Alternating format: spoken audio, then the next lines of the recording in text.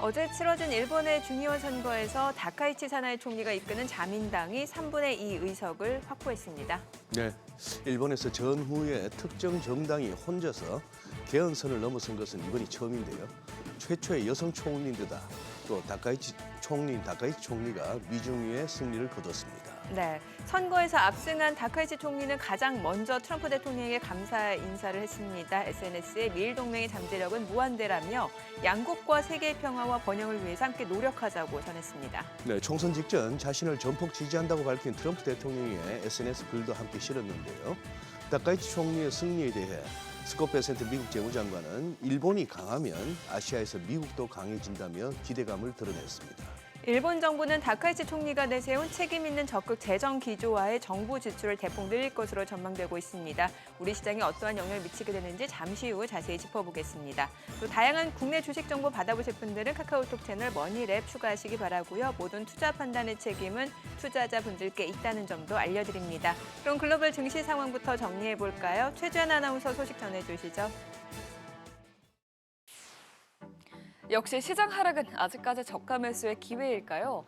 금요일장 뉴욕 증시는 사흘 동안 있었던 대규모 조정을 끊고 생각보다 강하게 날아올렸는데요.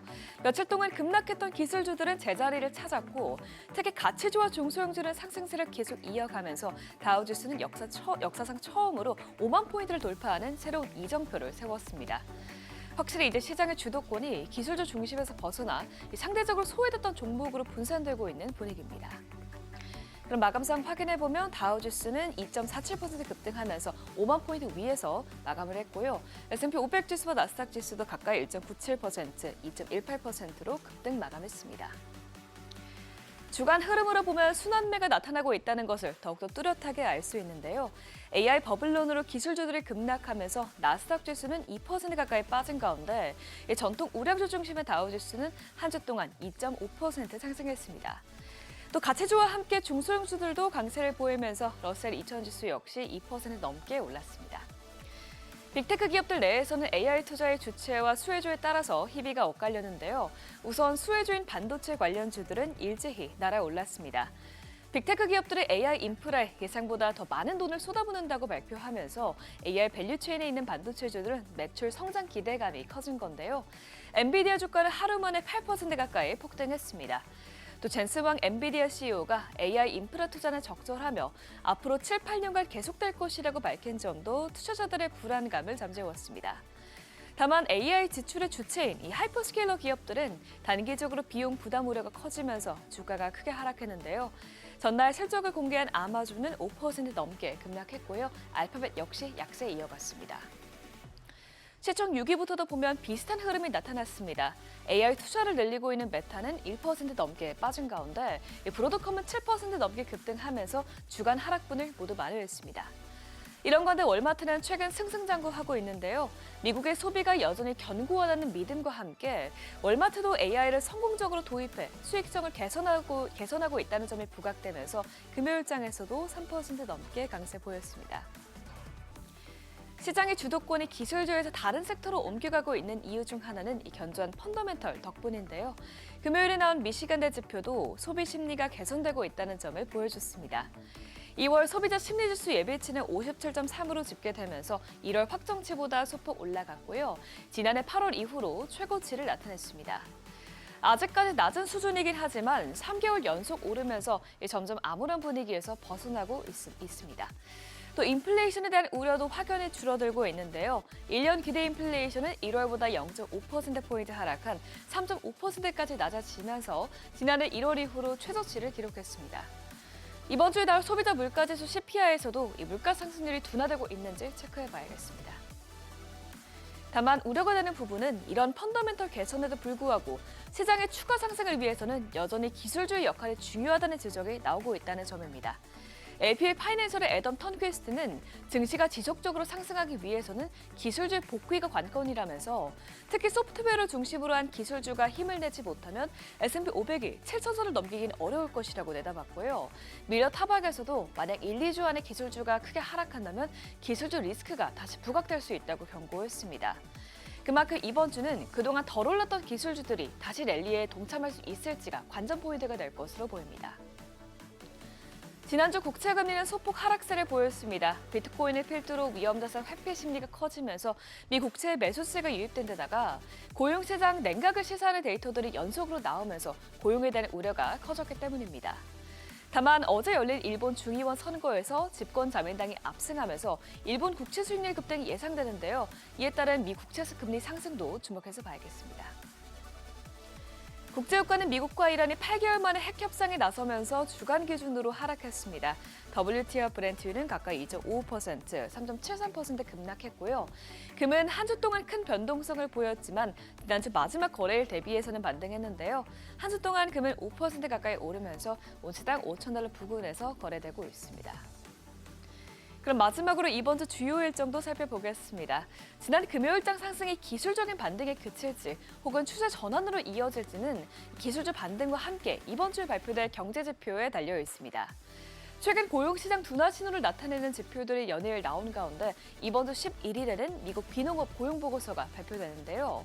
일단 월간은 1월 실업률이 4.4%로 유지되고 비농업 신규 고용은 7만 명으로 전달 대비 늘어났을 것이라고 보고 있습니다. 이보다 더 낮게 나올 경우 고용 하방에 대한 우려가 다시 커질 수 있을 것으로 보여집니다. 또 같은 주에는 CPI 지표가 발표되는데요. 만일 예상보다 CPI가 높게 나온다면 고용 시장이 약화되더라도 연준의 셈법이 복잡해질 수 있기 때문에 주의해서 봐야겠습니다. 이런 가운데 이번 주에는 어닝 시즌이 이어지죠. 10일에는 코카콜라, 포드, 또 11일에는 맥도날드 등 최근 많이 오른 경기 민감주 위주로 실적 발표가 나오는데요. 이번 실적으로 추가적인 상승이 나오게 될지 지켜봐야겠습니다. 지금까지 굿모닝 마켓이었습니다.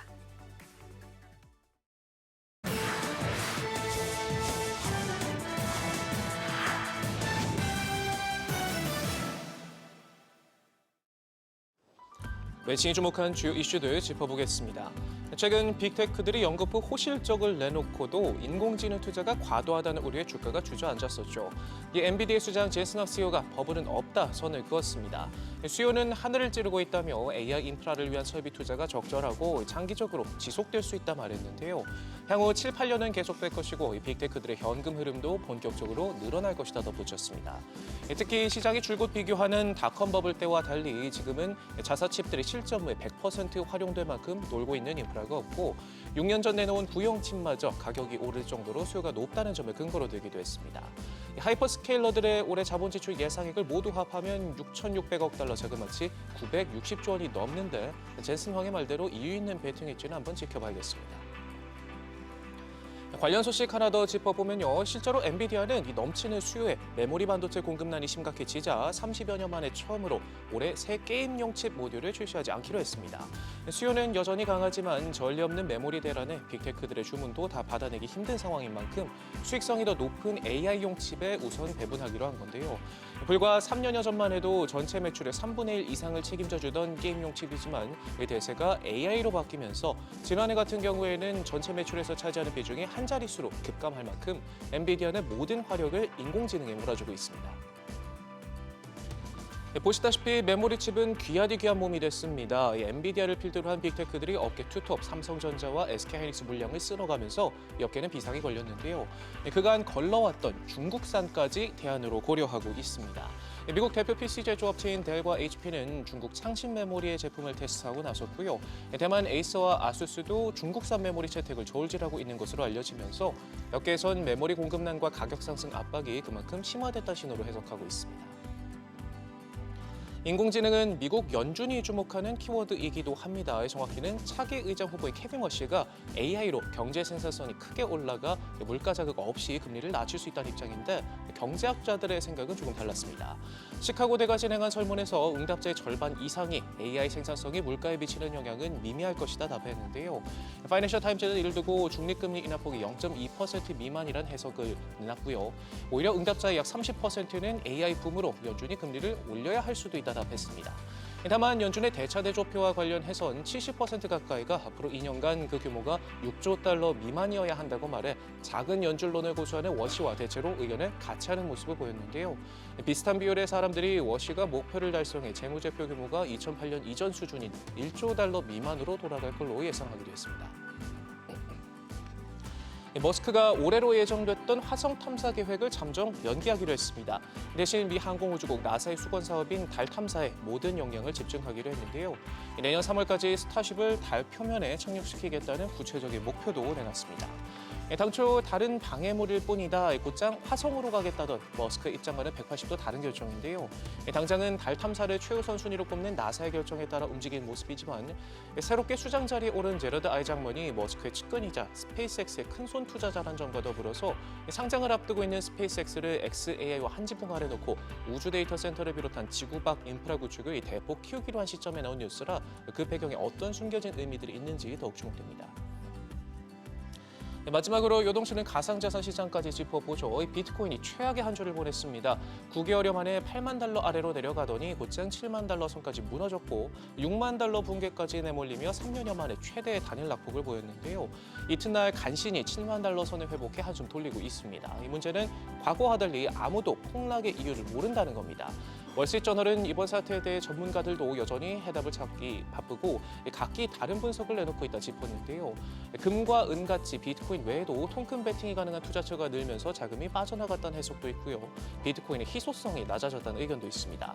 개수는 한정돼 있지만 월가서 가상자산과 연동된 ETF와 파생 상품들이 쏟아져 나오면서 매력도가 떨어졌다는 지적이고요. 그런가 하면 차기 의장으로 내정된 케빈 워시를 폭락의 원인으로 지목하기도 했고 가상자산 관련 법안 처리가 지지부진하다 짚기도 하는 등 제각기 이유들이 쏟아져 나오고 있습니다. 지금까지 글로벌 비즈였습니다. 어제장에서 이슈가 있었던 업종 살펴보는 기업 이슈 시간입니다. 스페이스X가 연내 기업 공개를 앞두고 미국 나스닥을 비롯한 주요 주가 지수에 조기 편입될 수 있다는 소식이 전해지면서 지난주 금요일 관련주들 상승했습니다. 통상적으로 기업은 상장 후 최대 1년가량 지나야 S&P 500이나 나스닥 100 등 주요 지수에 편입이 가능합니다. 다만 최근 나스닥은 구성 종목 가운데 40위 안에 들면 15일 만에 주요 지수 편입을 허용하는 방안 등을 검토 중인 것으로 알려졌습니다. 해당 소식에 스페이스X 관련주들 약세장에도 불구하고 강세를 보였는데요. 대표적인 종목들 살펴보시면 스피어가 가장 강한 상승세 보이면서 상한가로 마무리가 됐고 나노팀이 뒤이어서 12%대 급등, HVM도 11%대 상승했으며 미래에셋 벤처투자까지 7%대 강세 보였습니다. 남북 관계를 둘러싼 기대감이 커지면서 남북 경협 관련주가 급등했습니다. 정부 고위 관계자의 발언이 전해지면서 남북 관계 개선에 대한 기대감이 커졌기 때문인데요. 정부 고위 관계자는 현지 시각 5일 미국 워싱턴에서 대북 현안과 관련해 며칠 내로 어떤 새로운 진전 사항이 있을 것 같다며 거창한 것은 아니고 단초가 될 수 있는 성의의 차원 같은 것이라고 말했습니다. 해당 발언은 조현 외교부 장관이 미국을 방문해 마코 루비오 미 국무부 장관과 한미 외교장관 회담 등을 진행한 이후 나왔습니다. 해당 소식에 남북 경협주들 강세 보였는데 대표적인 종목들 살펴보시면 코데즈 컴바인이 가장 강한 상승세 보이면서 상한가, 조비가 23%대 급등세 보였고 뒤이어서 좋은 사람들도 16%, 일신석재도 12% 강세 보였으며 아난티까지 10% 올랐습니다. KB금융이 호실적 발표에 힘입어 장중 52주 신고가를 경신했습니다. KB금융의 지난해 연간 순이익은 5조 8,430억 원으로 2024년 대비 15%가량 증가했습니다. 은행과 증권 등 핵심 계열사의 이익 확대와 함께 자본시장 관련 수익이 늘어나면서 비이자 부문 실적이 크게 개선됐기 때문입니다. 시장에서는 실적 개선과 함께 수익성, 자본 지표가 동반 개선되면서 KB금융의 주주 환원 여력에 대한 기대감도 커지고 있다는 평가가 이어지고 있습니다. 지난주 금요일 강세 보였던 은행주들 살펴보시면 해당 소식에 KB금융이 대표적으로 7%대 올랐고 IM금융지주가 4.6%, 신한지주도 2.9% 강세 보였으며 이어서 우리금융지주까지 1.7% 올랐습니다. 가상화폐 관련주들이 전반적인 약세 흐름 보이면서 투자자들의 우려가 커지고 있습니다. 글로벌 대표 가상자산인 비트코인이 단기간 큰 폭으로 하락하면서 시장 전반의 리스크오프 심리가 확산됐고 이를 기점으로 가상화폐의 직접 투자뿐만 아니라 관련 기업들의 주가도 하방 압력이 확대되고 있습니다. 위험자산 회피 심리가 강화되자 투자자들이 위험 포지션을 축소하는 과정에서 관련주가 동시에 약세를 보였다는 분석입니다. 대표적으로 스테이블코인 관련주들 살펴보면 헥토파이낸셜이 11%대 두 자릿수대 하락세 보였고요. NKCP가 5.4%, 카카오페이도 4%대 약세 보였으며 위메이드까지 2.76% 하락했습니다. 지금까지 기업 이슈 전해드렸습니다.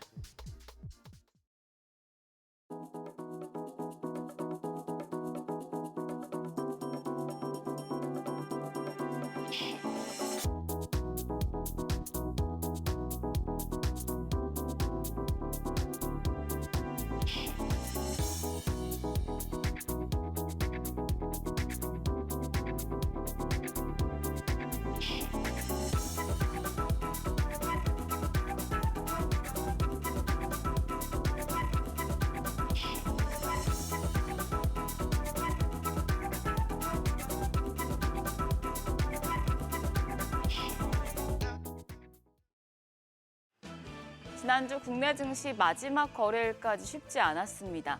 장중에 또 매도 사이드카가 발동되며 변동성이 굉장했습니다. 지난 한 주 동안 무려 3차례나 사이드카가 발생했죠. 매도, 매수, 다시 매도 사이드카, 롤러코스터를 타며 2월 스타트를 끊었는데 우리가 쉬는 사이에 뉴욕 증시 투심이 되살아났기 때문에 새로운 한 주는 변동성이 잦아들며 다시 고점을 회복할 수 있을지 주목됩니다. 그럼 전 거래일 복귀하면서 이번 주 투자 포인트 체크하시죠. 지난주 금요일 코스피는 1.4%, 코스닥은 2.5% 하락했습니다. 코스피 미국발 sak풍에 올해 들어서 처음으로 2거래일 연속 내렸습니다. 개장 후에 매도 사이드카까지 발동되며 4,900선을 이탈했었지만 그래도 낙폭을 줄이면서 5,089선에 마무리됐습니다. 주간 단위로는 코스피가 2.59%, 코스닥이 5.97% 하락했습니다. 기술주 우려와 비트코인, 은 가격 하락 여파에 코스피에서 외국인들은 또 한 번 발을 뺐습니다. 하루 동안 3조 3천억 원 넘게 팔아냈습니다. 지난 한 주 동안 3차례나 역대 1일 순매도 기록을 갈아치우는 모습이었고요. 반면 기관이 9,400억 원 넘게 순매수했고 개인들은 2조 2천억 원 가까이 또 한 번 대량의 사자 포지션 취했습니다. 코스닥 시장에서는 기관의 팔자세가 3거래일 연속 이어졌습니다. 1,600억 원 넘게 팔아냈습니다. 반면 외국인 700억 원 넘게 순매수했고 개인도 1,500억 원 가까운 매수 우위 기록했습니다. 코스피 시가총액 상위 10개 종목 모두 하락했습니다. 그래도 삼성전자와 SK하이닉스가 양봉으로 장 마감으로 갈수록 낙폭을 줄여내는 모습이었고요. SK스퀘어와 한화에어로스페이스 등도 낙폭은 컸지만 그래도 양봉이었습니다. 코스닥 시총 상위 10위권 내에서는 삼천당 제약만 유일하게 상승을 켰고요. 리노공업은 보합이었습니다. 반면 에코프로 형제와 레인보 로보틱스가 7% 내외의 약세 기록했습니다. 환율은 3거래일 연속 상승했습니다. 정기장 마감 시간 달러 기준으로 강보합으로 1,460원 50전에 거래를 마쳤습니다.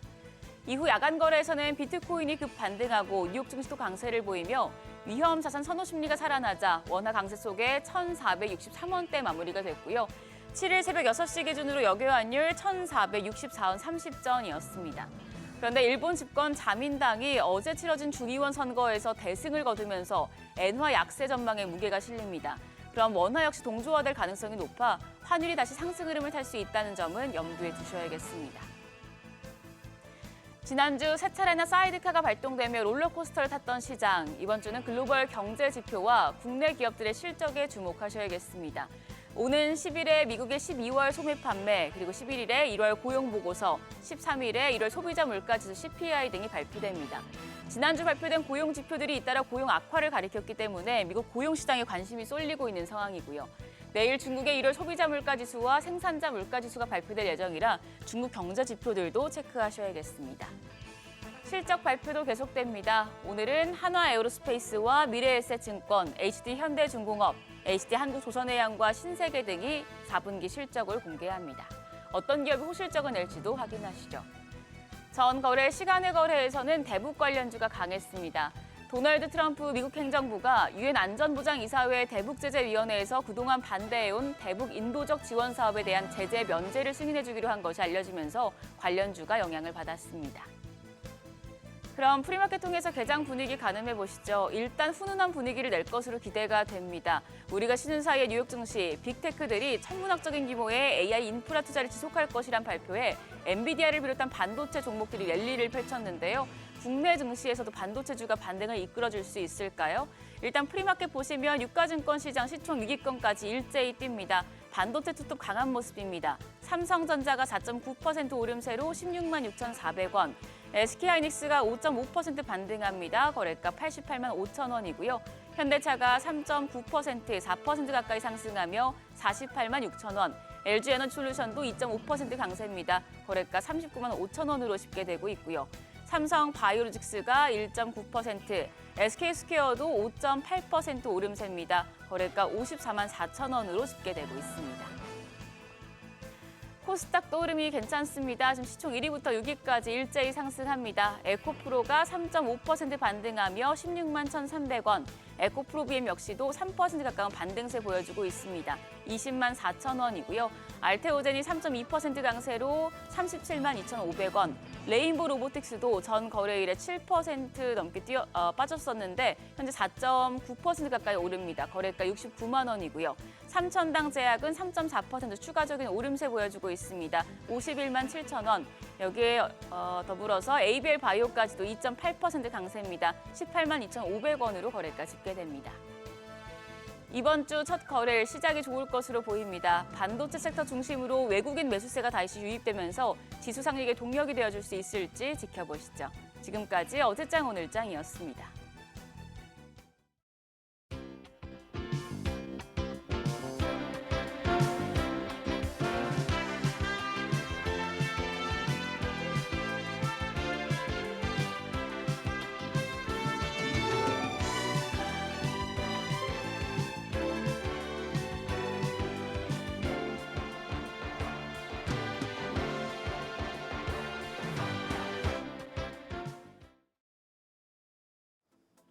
지난주 외국인가 기관이 가장 많이 순매수한 종목을 살펴보는 투자자 순매수 탑5 시간입니다. 외국인 투자자들은 올해 들어 코스피에서 11조 원어치 이상 순매도한 것으로 나타났습니다. 특히 지난 2월 4일부터 사흘간 9조 원 넘게 투매했는데요. 반도체와 로봇 등 주도주의 매도세가 집중된 반면에 셀트리온, 한화솔루션, 두산에너빌리티, 신한지주, LG전자에는 매수세가 몰렸습니다. 기존 주도주 대비 그간 상대적으로 소외받았지만 확실한 실적 모멘텀을 보유한 대형주를 저가에 담으려는 움직임으로 풀이됩니다. 외국인 순매수 1위 종목을 차지한 셀트리온은 지난주 호실적을 발표했죠.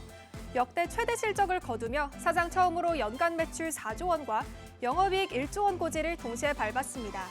이에 지난주 5거래일 연속 상승세를 기록했는데요. 셀트리온은 이번 호실적을 새롭게 시장에 선보이고 있는 고수익 신규 제품의 가파른 성장 덕분으로 분석했습니다. 아울러 차세대 바이오시밀러와 신약 개발에도 박차를 가하면서 성장 곡선을 그리겠다는 전략을 내세웠는데요. 이런 안정적인 실적 가시성이 부각되며 외국인 자금이 집중된 것으로 풀이됩니다. 인공지능 시대가 본격화되면서 두산에너빌리티의 가스터빈 사업이 존재감을 키우고 있습니다. 또한 트럼프 정부가 다시 한국의 대미 투자 압박을 강화한 가운데 원전 사업이 한미 간 통상 갈등을 완화할 현실적인 해법으로 부상하고 있습니다. 대규모 투자와 안정적인 수익성이 동시에 가능한 원전이 첫 대미 투자 프로젝트로 유력하게 거론되고 있는 건데요. 특히 국내 원전 생태계의 핵심 축인 두산에너빌리티가 주목받고 있습니다. 이에 외국인 순매수 상위권에 올랐습니다. 코스닥 시장에서 외국인 투자자들은 바이오와 2차 전지에는 적극적으로 매수에 나섰습니다. 순위권 보시면 삼천당 제약, 에코프로비엠, LNC바이오, 리가켄바이오, ABL바이오가 올라와 있습니다. 코스닥 외국인 자금이 다시 바이오 섹터로 회귀하고 있음을 볼 수 있습니다. 외국인 순매수 2위에 오른 에코프로비엠이 1년 만에 흑자 전환을 했다는 소식이 전해졌습니다. 다만 본업 자체가 잘 돼서 반전한 게 아닌 만큼 과도한 기대감은 경계해야 한다는 지적이 나오는데요. 증권사에선 에코프로비엠에 대한 목표 주가를 상향 조정하고 있습니다. KB증권은 6일 휴머노이드 로봇용 배터리 수요에 대한 기대감이 반영되고 있다며 목표 주가를 기존 19만 원에서 25만 원으로 상향하기도 했습니다. 에코프로비엠에 대한 외국인 기대가 큰 상황입니다. 국내 증시가 연초에 가파른 상승을 보였지만 바이오 섹터는 불장의 수혜에서 비켜난 모습인데요. 대장주들이 연이어 악재로 급락하면서 주요 바이오 종목들이 동반 약세를 나타내고 있습니다. 하지만 외국인들은 지난주 바이오 종목을 적극적으로 사들였습니다. ABL 바이오가 5위에 올랐는데요. 지난주 가파른 하락세를 연출했습니다. 글로벌 제약사 사노피의 파이프라인 우선순위 조정 발표의 영향인데요. 임상 중단이나 계약 해지 가능성이 거론되면서 단기적인 충격이 불가피했습니다. 하지만 증권가에서는 기술의 본질적 가치까지 훼손됐다고 보기는 어렵다는 평가가 나오는데요.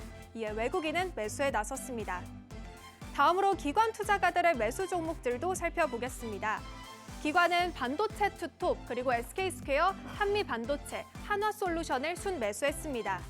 미국발 AI 거품론이 다시 고개를 들며 주가 변동성이 컸지만 기관은 여전히 AI 반도체 수요가 견고하다고 판단해서 국내 반도체 투톱의 비중을 늘렸습니다. 한화솔루션도 기관 순매수 상위권에 올랐는데요. 이달 들어 주가가 불과 5거래일 만에 50% 넘게 폭등했습니다. 일론 머스크 CEO의 태양광 활용 구상 소식이 주가 상승에 촉매로 작용했습니다. 올해 주력 사업인 태양광 부문 실적도 크게 개선될 것이란 기대가 주가 상승을 뒷받침했습니다. 증권사들은 업황 반등 신호가 확인됐다며 한화솔루션의 목표 주가를 앞다퉈 올려잡고 있습니다. 신재생 에너지 사업을 둘러싼 우려 요인들이 해소되면서 기관 투자가들이 적극적으로 매수에 나섰습니다. 마지막으로 코스닥 시장도 살펴보시죠. 기관 투자가는 반도체 장비주를 중심으로 저가 매수에 나섰습니다. 반면 바이오와 2차 전지 종목에서는 차익 실현성 매도가 두드러졌습니다. 순매수 3위 종목 보시면은 리노공업, 이유테크닉스, HPSP, 원익 IPS, 동진세미캠이 이름을 올렸습니다. 그중에서도 리노공업이 1위에 올랐는데요. 단순한 반도체 업황을 넘어서 AI 설계 다변화라는 강력한 뉴스가 뒷받침됐습니다. 최근 빅테크들이 자체 AI 가속기를 설계하면서 이를 테스트하기 위한 소켓 수요가 급증하고 있습니다. 소켓은 칩을 테스트할 때마다 닳는 소모품이기 때문에 실적 가시성이 높다는 특징을 가지고 있습니다. 지금까지 투자자 순매수 탑5 시간이었습니다.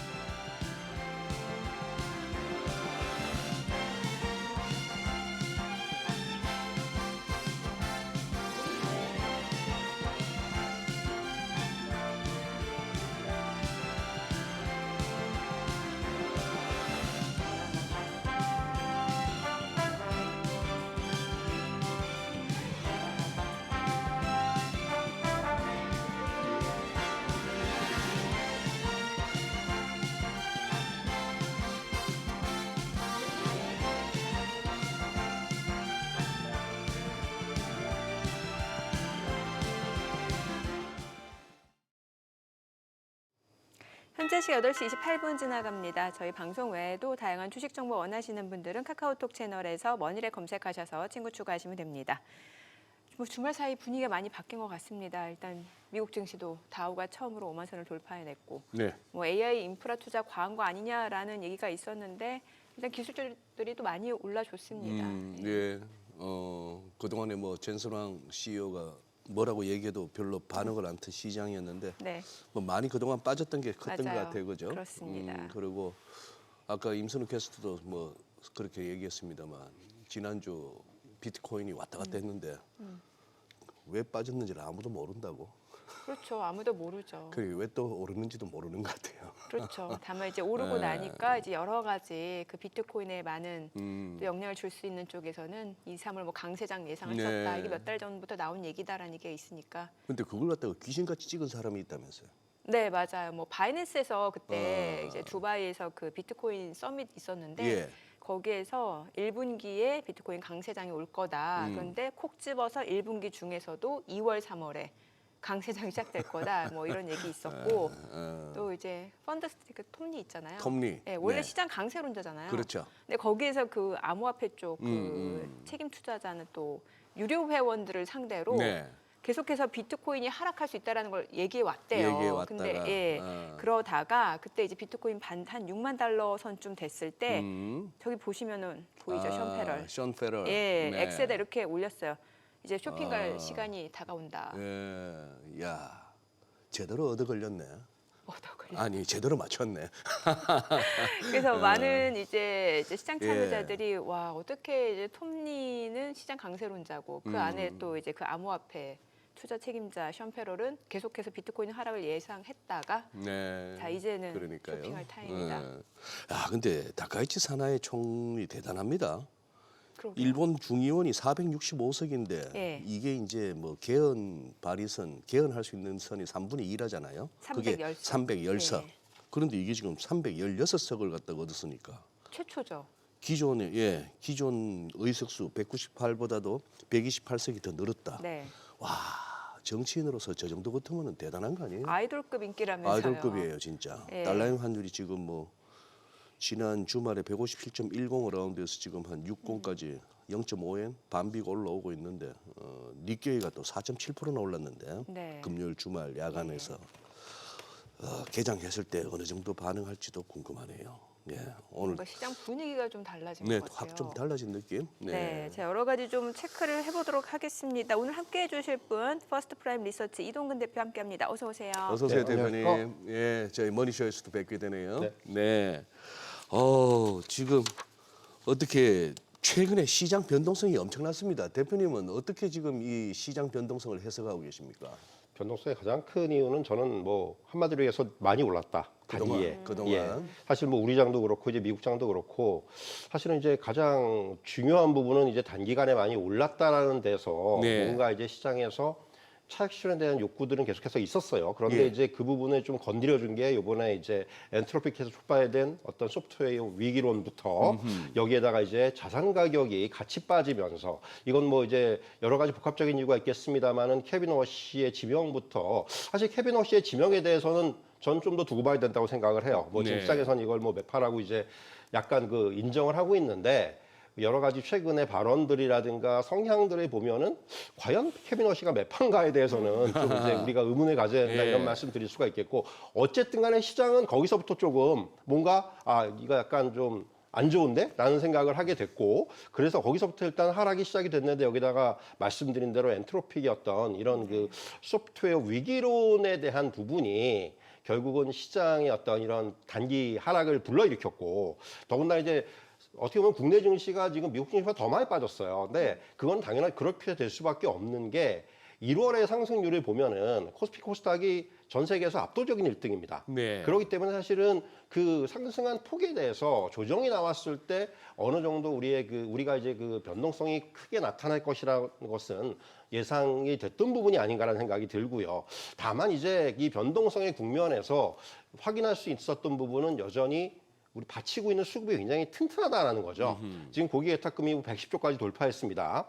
그냥 이런 부분들 결국은 지금 계속해서 뭔가 개인 또는 이제 개인들의 자금이 ETF로 들어오면서 기관 이런 쪽에서의 수급이 계속해서 강하게 들어오고 있다는 말이에요. 그러니까 특히 삼성전자라든가 SK하이닉스 반도체 투톱은 그야말로 빠질 때마다 강력한 매수가 들어오면서 삼성전자 같은 경우도 지금 보면은 21선에서의 어떤 지지가 확보가 되고 있는 상황이기 때문에 이런 부분들을 감안한다라면은 역시 이제 우리 시장은 역시 이런 그 유동성의 힘을 확인할 수 있었다라는 부분. 그리고 이제 오늘 뭔가 앞에서 이제 말씀하셨다시피 좀 분위기가 좀 달라지고 있어요. 일단 미국 시장도 엔트로픽발 이슈가 조금은 이제 완화되고 있고 여기에 뭐 젠슨 왕의 발언도 그렇지만은 이제 시장의 분위기가 그래도 AI에 대한 투자는 늘려야 된다는 쪽이 아무래도 다시 힘을 얻고 있는 상황이고 이런 부분들까지 감안을 한다면 오늘 우리 시장에서도 뭔가 좀 긍정적인 흐름은 나오지 않겠는가. 다만 이제 시장이 만약에 오늘 우리 시장이 반등을 하더라도 저는 변동성의 확대 국면은 당분간 이어질 거라고 생각을 합니다. 앞서 말씀드린 대로 이런 그 뭔가 차익을 실현하려는 요구들은 굉장히 강해지고 있어요. 그리고 시장 자체가 조금씩 이제 변화의 흐름이 나타날 수도 있다는 거죠. 무슨 말씀이냐 하면은 미국 증시에서 가장 눈에 띄는 부분 다우 지수의 5만 선 돌파. 여기에다가 이제 최근에 러셀 2000의 강세가 저는 가장 눈에 띈다고 생각을 합니다. 네. 러셀 2000이 연초부터 가장 높은 수익률을 보이고 있거든요. 주요 지수 중에서. 이런 걸 보면은 미국 시장에서는 확실히 그동안의 어떤 빅테크 일변도의 그런 흐름에서 조금은 벗어나서 이제 우리가 얘기하는 뭐 시클리컬이라든가 소비 관련주라든가 또는 이제 우리 전통적인 우량주라든가 이런 쪽으로의 어떤 수급의 확산 내지는 이동이 좀 감지가 되고 있는 거죠. 근데 우리 증시도 약간은 저는 향후의 방향성은 그동안 물론 그러니까 반도체는 여전히 굳건하지만은 시장의 흐름이 조금은 약간 빠른 순환매 속에서 뭔가 이제 약간 그 메인을 바치는 서브 업종들의 상승세는 저는 굉장히 나타날 거라고 생각을 해요. 그래서 지난주에 제가 제일 주목했던 부분은 그러니까 외국인들이 바이오가 빠지는데 바이오를 샀다는 거죠. 이런 부분들에 좀 주목을 했는데 역시 그런 쪽도 우리가 계속해서 확인할 필요가 있지 않나 이런 말씀을 좀 드리도록 하겠습니다. 저는 변동성 얘기 들을 때마다 소장님이 했던 말들이 생각나서 유시 변시. 예, 유동성과 변동성이 지금 존재한다. 예. 예, 이런 말씀 주셨는데 아니 소장님도 요즘 바쁘시더라고요. 저 왜요? 부업하시는 것 같아요. 저 이제 데뷔했어요. 그러니까 아니 저 저희 이제 말고 지금 그동안 좀 섭섭했거든요. 그 무슨 뭐 스폰서 어쩌고 저쩌고 하면서 그 왜 유튜브에 유명한 사람들이 이렇게 무슨 가입은 무료 하면서 예, 뭐더라? 이제 슬금슬금 사모으세요. 뭐 이런 제목으로 올라오는데 소장님이 나온 거죠. 거기 신한은행의 오건영 단장하고 저하고 이렇게 뭐 같이 나오더라고. 저 이제 네, 데뷔했어. 데뷔하셨어. 그동안 좀 섭섭했거든요. 네. 나는 왜 사칭 안 하나? 사칭 안 나는 하나. 그렇게 허접해 보이나 싶었는데. 시장의 유동성, 변동성 이렇게 지금 너무나 이제 커지다 보니까 소장님도 그렇게 부업으로. 그거 짜갑니다. 그거 할 정도의 능력 안 됩니다. 뭐. 예. 천천히 부자 되세요 이렇게 돼 있던데요. 진짜 아유 보면은. 예. 그만큼 시장에 대해서 지금 많은 투자자분들이 굉장히 관심을 갖고 있고 이러다 보니까 변동성도 굉장히 또 지금 대표님 말씀 주신 대로 변동성이 그러니까, 확대되고 있다 맞아요. 보니까 반도체 말고 그 이외 섹터들로 지금 빠른 순환매가 나오고 있다 이런 말씀 주셨는데 그래서 이제 결과적으로 지난 시장 조정을 대해서 많이들 이런 얘기를 했잖아요. 왜? 워시 때문이다. 네. 근데 실제로 워시는 아무 말도 안 했는데 지금 결국에 그 미국의 상원 그 인준 청문회까지는 지금 한 60일 정도 예. 평균적으로 그 정도 남는다고 하죠. 그럼 3월 말 4월 달이나 돼야 이제 실제로 뚜껑을 열어서 케빈 워시가 어떤 인물인지를 알 수 있는 거고 어떤 성향인지를 알 수 있는 거잖아요. 사실 이제 말씀하신 대로 지금 또 인준이 네. 빠르게 될지도 모르겠어요. 사실 지금 일단은 민주당은 반대 입장을 표명하고 있고 이거는 네. 결국은 어떤 정치적인 또 이제 협상 과정을 거쳐야 될 것 같은데 어쨌든 간에 그 케빈 워시가 과거에 이제 우리가 얘기하는 그 이제 맨버넌키 의장 시절에 이제 이사였단 말입니다. 네. 그런데 이제 맨버넌키 의장하고 충돌을 하면서 사실은 이사를 그만둔 거예요. 그때 이제 양적 완화에 대한 부분에 있어서 케빈 워시는 이사 시절에 그에 대해 굉장히 반대를 했고 왜 연준이 개입을 하느냐 시장에 그 논리는 그거였죠. 그러면서 이제 반대를 해가지고 그때부터 약간 이 사람 매파다라는 게 어떤 딱 틀에 박혀 있는데 최근에 이제 트럼프 대통령 집권 이후에 발언을 보면은 매파가 맞나라는 그러니까 트럼프 대통령이 그러니까 그런 얘기들을 하잖아요. 케빈 워시가 매파인 걸 알고 지명을 했겠느냐 이런 얘기를 하는데 최근에 발언들을 보면은 어느 정도 이 사람이 이제는 약간 정치적인 어떤 흐름을 좀 캐치해가지고 좀 이제 반응하지 않겠는가라는 생각이 들어요. 네. 그렇기 때문에 사실은 이제 물론 이제 지금 시장이라든가 월스트리트 쪽에서는 워시의 지명에 대해서 뭐 긍정적으로 그러니까 반영을 하고 있죠. 왜냐하면 적어도 최악은 아니다라는 거예요. 뭐 그게 바로 케빈 헤스틱 같은 사람이 지명이 됐으면은 진짜 금리나 계속 하겠다 뭐 이런 식으로 밀고 나갈 수 있을 텐데 근데 저는 워시의 지명도 중요하지만 요번에 약간 이건 약간의 그 약간 곁다리일 수도 있는데 네. 스티븐 마이런 이사가 이제 이사만 하잖아요. 예. 그 겸직을 그만뒀죠. 네네네. 그러니까 저는 사실은 이 연준 내에서 스티븐 마이런 이사의 어떤 그 위치에 대한 뭔가 재정립이 있지 않겠는가라는 생각이 드는 거예요. 그러니까 이 사람이 만약에 약간 뭐 트럼프 대통령의 그 뜻을 받들어서 예를 들면 연준 내에서 굉장히 그 자기 그 발언권을 강화시키면서 예를 들면 연준 의장도 좀 움직일 수 있는 네. 뭐 이런 쪽으로의 어떤 그런 좀 어떤 자기의 영역을 확대할 수도 있겠다라는 생각을 하고 있어요. 이건 제 개인적인 생각입니다만은 사실은 아시겠지만은 지금 트럼프 대통령의 뭐 그야말로 경제 가정교사라고 쓰는 사람이 스티븐 마이런이고 그 사람이 주장한 정책이 지금 미국의 어떤 경제 정책의 근간이 되고 있지 않습니까? 예. 그렇기 때문에 그런 부분까지 감안한다면은 저는 사실 워시의 지명도 중요하지만은 이번에 이제 마이런 이사가 겸직을 끝내고 이제는 연준 이사에 집중하는 것도 뭔가 변수가 되지 않겠는가라는 또 그런 또 생각도 한번 해볼 수 있을 것 같아요.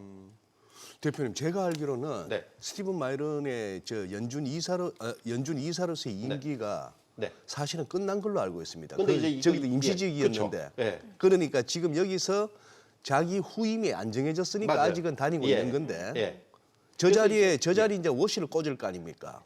근데 이제 그 이후에 만약에 그러니까 그렇죠. 이제 뭐 근데 그렇겠죠. 파월이 물러나 줘야 되는 거예요. 그렇죠. 스티븐 마이너를 예, 갖다 계속 예. 써먹으려면 맞아요. 예. 그래서 이제 지금 그렇지 않아도 그 말씀을 드리려고 네네. 했는데 결국 이제 파월 의장의 또 그 거취하고도 연관이 있는 거예요. 예. 그러니까 파월 의장이 지금 그러니까 뭐 사실 이전만 하더라도 파월 의장은 이제 물러날 것이 거의 뭐 어느 정도 기정사실화 돼 있다가 최근에 좀 기류가 바뀌었지 않습니까? 여러 가지로 이제 뭐 네, 자기에 네. 대한 수사 들어오고 이제 뭐 이제 이러다 보니까 예. 이제 물러나는 것이 과연 옳은가라는 그런 또 어떤 그 얘기들도 나오고 있고 예. 이제 시장 내에서 그리고 이제 만약에 파월 의장이 물러나서 이제 이사직까지 물러난다라면은 그러니까 트럼프 대통령의 또 어떻게 보면은 입맛에 맞는 사람이 또 하나 그러니까. 올 거고 예. 그게 이제 지금 말씀하신 대로 앵커께서 말씀하신 대로 스티븐 마이런 이사가 그냥 쭉 눌러 앉을 수가 있단 말이죠. 아, 그러니까요. 그러니까 이제 이 부분이 사실 그래서 이런 것들이 다 종합적으로 지금 어떤 연준 내 움직임에서는 하나의 변수가 될 수가 있다라는 거죠. 그래서 사실은 저는 이제 지금 워시의 지명도 중요하지만은 이런 연준 내의 지금 이런 그 구도의 변화라든가 이런 부분들을 우리가 계속해서 확인할 필요가 있다. 이런 말씀을 좀 드릴 수가 있을 것 같아요. 일단 뭐 케빈 워시 변수는 이제 조금 시간이 있는 예. 것 같고요. 네. 지금 이 대표님 당장 지금 어제 일본 선거 네. 이거 그래도 상당히 좀 시장 측면에서도 뭐 국제 정세와 일본 정치 뭐 아시아권의 네. 뭐 역학 구도도 중요합니다만 시장에도 적지 않은 영향을 줄 것 같은데요. 사실 이제 시장의 측면에서 보면은 네. 우리가 이제 한마디로 해서 다카이치 트레이드라는 것, 다카이치 트레이드가 다시 또 이제 재개가 되겠죠, 네. 그야말로. 이미 뭐 시장에서는 그런 부분을 반영하고 있지 않습니까? 그러니까 뭐 적극적인 재정 정책이라든가 성장 중심에 대한 어떤 정부 운영 기대감이라든가, 그러니까 주식시장은 올라가고 그리고 반면에 엔화라든가 채권은 굉장히 약해지는 이러한 흐름들이 좀 굉장히 이어지지 않겠는가 생각이 들어요. 그러니까 앞에서 이제 말씀하셨지만 사실 지금 엔달러 환율이 지금 157 여기서 이제 왔다 갔다 하는데 예. 이게 이제 우리가 얘기하는 마지노선을 160엔으로 우리가 보고 있는데 그렇다면 이제 뭐 여기는 가는 건 시간 문제다. 그리고 어쩌면은 그걸 또 넘어설 수도 있다. 이런 얘기들이 나오고 있고 그러면 이제 그렇다면 이제 과연 환율에 대한 개입을 얼마나 강하게 하겠느냐라는 그런 또 향후의 어떤 그런 부분들까지 우리가 봐야 될 것 같고 그러니까 무엇보다도 지금 계속해서 다카이치 총리가 그 조기 총선을 얘기했을 때부터 시장에서 우려했던 부분들은 일본의 재정 건전성에 대한 우려란 말이에요. 그러니까 돈을 갖다 계속 푸는 정책으로 가면은 결국은 이제 이 부분이 향후에 일본은 뭐 그런 사실 재정 건전성에 있어서 한 번도 이렇게 뭐 크게 문제가 됐던 적이 없는데 이런 식으로 이제 정말로 돈을 풀고 막 이제 그 성장 중심으로 가고 이렇게 되면은 진짜 재정 건전성에 대한 우려가 강화가 되면서 아무래도 이제 장기 금리가 튀어오를 수 있고 계속해서 네. 이런 쪽으로의 어떤 시장은 좀 어떤 그 굉장히 그 변화가 좀 나타나지 않겠는가 좀 이런 말씀을 드릴 수가 있겠고요. 결국은 그래서 제일 중요한 건 결국 좀 엔달러 환율의 움직임이 되지 않겠는가라는 말씀을 드릴 수가 있을 것 같습니다. 그러면 이제 달러 옌 같은 경우는 어찌됐건 단기적으로 조금 위쪽으로 방향을 잡게 네. 되는 거고 이러면은 원화도 좀 동반된 흐름을 나타낼 가능성이 높아지는 거잖아요. 그렇죠. 사실 예. 이제 원달러 환율도 지난주에 우리 다시 좀 이제 올라오는 모습이 나타났어요. 네. 1,420원까지 또 눌러 앉혔다가 결국은 이것이 뭐 1,470원대까지 다시 올라오는 모습이 나타났었고 그러면서 조금 이제 시장에도 아무래도 지금 뭐 최근에 외국인들의 매도는 물론 뭐 이 환율의 영향을 크게 받는다는 생각은 안 하고 있습니다. 근데 다만 결국 향후에 만약에 다시금 이제 이전에 우리가 조금 위기감을 느꼈던 뭐 1,480원 더 나가서 이제 뭐 1,500원 이런 식으로 이제 계속해서 원달러 환율이 올라온다면은 역시 이 부분은 또 이제 뭔가 그 금융시장 전반에는 또 하나의 또 그 약간의 그 우려로 작용할 수가 있어 보이고요. 근데 결국은 지금 결국 원이 지금 엔달러 환율에 약간 연동한다는 분위기지 않습니까? 예. 그러다 보니까 결국은 이제 이런 부분에 있어서 만약에 추가적으로 원달러 환율이 올라갔을 때 그때 과연 어떤 또 정부의 어떤 그 개입이라든가 이런 것들이 나타날지 그런 것들까지도 우리가 좀 확인할 필요가 있다라는 그런 말씀을 드릴 수가 있겠네요. 예, 지금 지난 주말 뭐 엔비디아도 그렇고 필라델피아 반도체 지수가 엄청나게 오른 데다가 우리도 야간 선물에서 4% 이상 올랐거든요. 네. 거기다 지금 뭐 좀 전에 나왔습니다만 HBM 4세대 네. 이걸 갖다가 곧 설 지나고 나서 양산하겠다고 삼성전자에서 네. 지금 대표님 이거 삼성전자 어디까지 가는 겁니까 이거? 저는 삼성전자하고 SK하이닉스는 그러니까 뭐 그런 얘기, 이런 얘기는 굉장히 이런 얘기하면 욕 먹는데, 예. 그러니까 그 조정시 매수라는 표현은 굉장히 이건 식상한 표현입니다. 그런데 어쨌든간에 매수를 해서 갖고 계신 분들은 갖고 가셔야 되고요. 예. 그러니까 제가 주목하는 부분들은 이제 새롭게 좀 주목하는 부분은 이번에 이제 엔비디아 HBM4 관련해서 마이크론의 탈락 얘기가 나오고 있죠. 마이크론은 네, 탈락. 네. 그러니까 삼성전자하고 SK하이닉스가 우선적으로 들어가는 예, 거니까 예. 일단 마이크론은 지금 엔비디아의 어떤 그런 그 가이드라인에 충족을 못 시켰다라는 얘기가 나오고 있어요. 예. 그러면서 일단은 뭐 지금 일부 언론의 보도에 보면은 SK하이닉스 70, 삼성전자 30 정도의 수준으로 들어갈 것이다라는 얘기가 나오고 있고요. 그렇기 때문에 이제 HBM4 시장에서의 어떤 특히 삼성전자의 점유율이 상당히 확대될 가능성이 높기 때문에 이 부분에 주목을 해야 된다고 생각을 하고요. 또 하나는 결국 삼성 최근에 여전히 그 우리가 얘기하는 그 메모리 가격은 굉장히 계속해서 상승세를 보이고 있다는 거예요. 뭐 더군다나 이제 1분기 지금 이제 고정거래 가격 같은 경우도 이전보다 뭐 지금 상승폭에 대한 얘기들이 뭐 역대급 상승폭이 나올 것이라는 얘기가 나오고 있기 때문에 이런 부분들까지 감안을 하고 여기에다가 이로 인해서 삼성전자든 SK하이닉스든 간에 영업이익 전망치 계속 올라간다라는 얘기죠.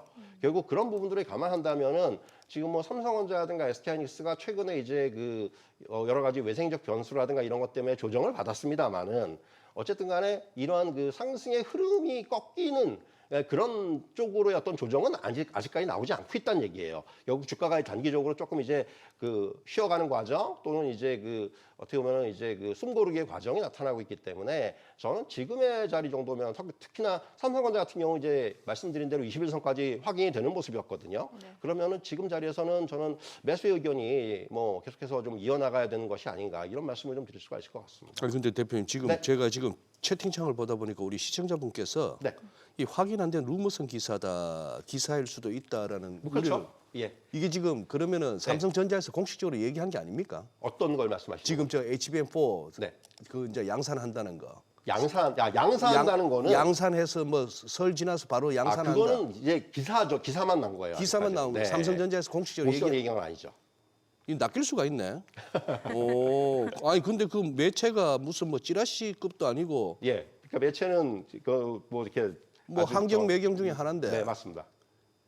그러니까 이게 근거가 없는 얘기는 아니고요. 사실 네. 삼성전자든 SK하이닉스든 간에 이미 지난번에 컨콜에서도 얘기했지만은, 그러니까 지금 그 엔비디아로의 HBM4의 어떤 그 공급은 굉장히 빨라질 거라는 얘기는 이미 그때도 어느 정도 언급이 됐었어요. 네. 사실 그렇기 때문에 지금 뭐 설 이후에 바로 한다 이런 거는 약간 좀 그 시간에 어떤 문제는 있을 수가 있겠죠. 기간의 문제는 있을 수가 있겠지만은 어쨌든 이거는 굉장히 빨라질 수밖에 없고, 왜냐하면 지금 베라 루빈을 갖다가 당장 그 엔비디아에서 빠르게 이제 공급을 하려는 그 일정을 땡겼지 않습니까? 네. 그렇기 때문에라도 지금 HBM에 대한 어떤 수요가 빠르게 나타날 수밖에 없는 거고, 그렇기 때문에 사실 삼성전자, SK하이닉스한테 뭔가 좀 빠르게 이제 그 진행을 할 수 있는 이제 그런 지금 상황이 아닌가, 저는 이렇게 말씀드릴 수가 있을 것 같습니다.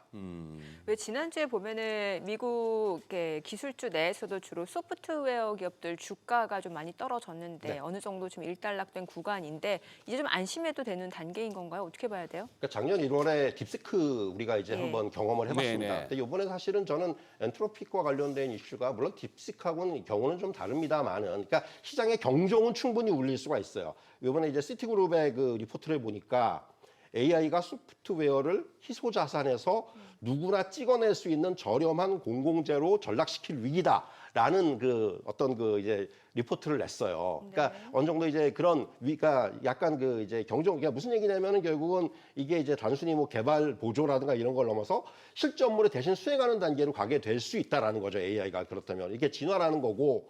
특히 이제 영향을 받는 게 우리가 사스라고 하는 이제 기업용 소프트웨어 업체들이 네. 지금 이번에도 주가가 많이 빠졌지만은, 그래서 이제 이번 뭐 주가 하락에 대해서 뭐 일부 말 만들기 좋아하는 사람들은 사스포칼립스다 뭐 이런 얘기도 하고 있는데 어쨌든 간에 예. 이게 경종을 울리는 건 맞아요. 하지만 젠슨왕의 발언도 그렇고 결국 본질은 뭐냐 하면은 이제 AI 모델 하나가 서비스로 구현되기까지는 뭐 데이터 파이프라인이라든가 모델 프레임워크라든가 연산 최적화, 추론과 배포, 여기에 수많은 이 관련된 소프트웨어가 들어가야 됩니다. 그러니까 결국은 AI가 기존 소프트웨어를 아직까지 대체하는 게 아니고 기존 도구의 기반으로 더 확대를 시킬 수가 있다는 거예요.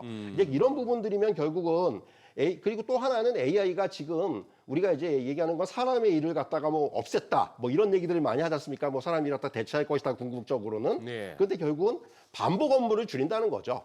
그래서 이제 더 중요한 것에 이제 시간을 뭐 사용하게 한다.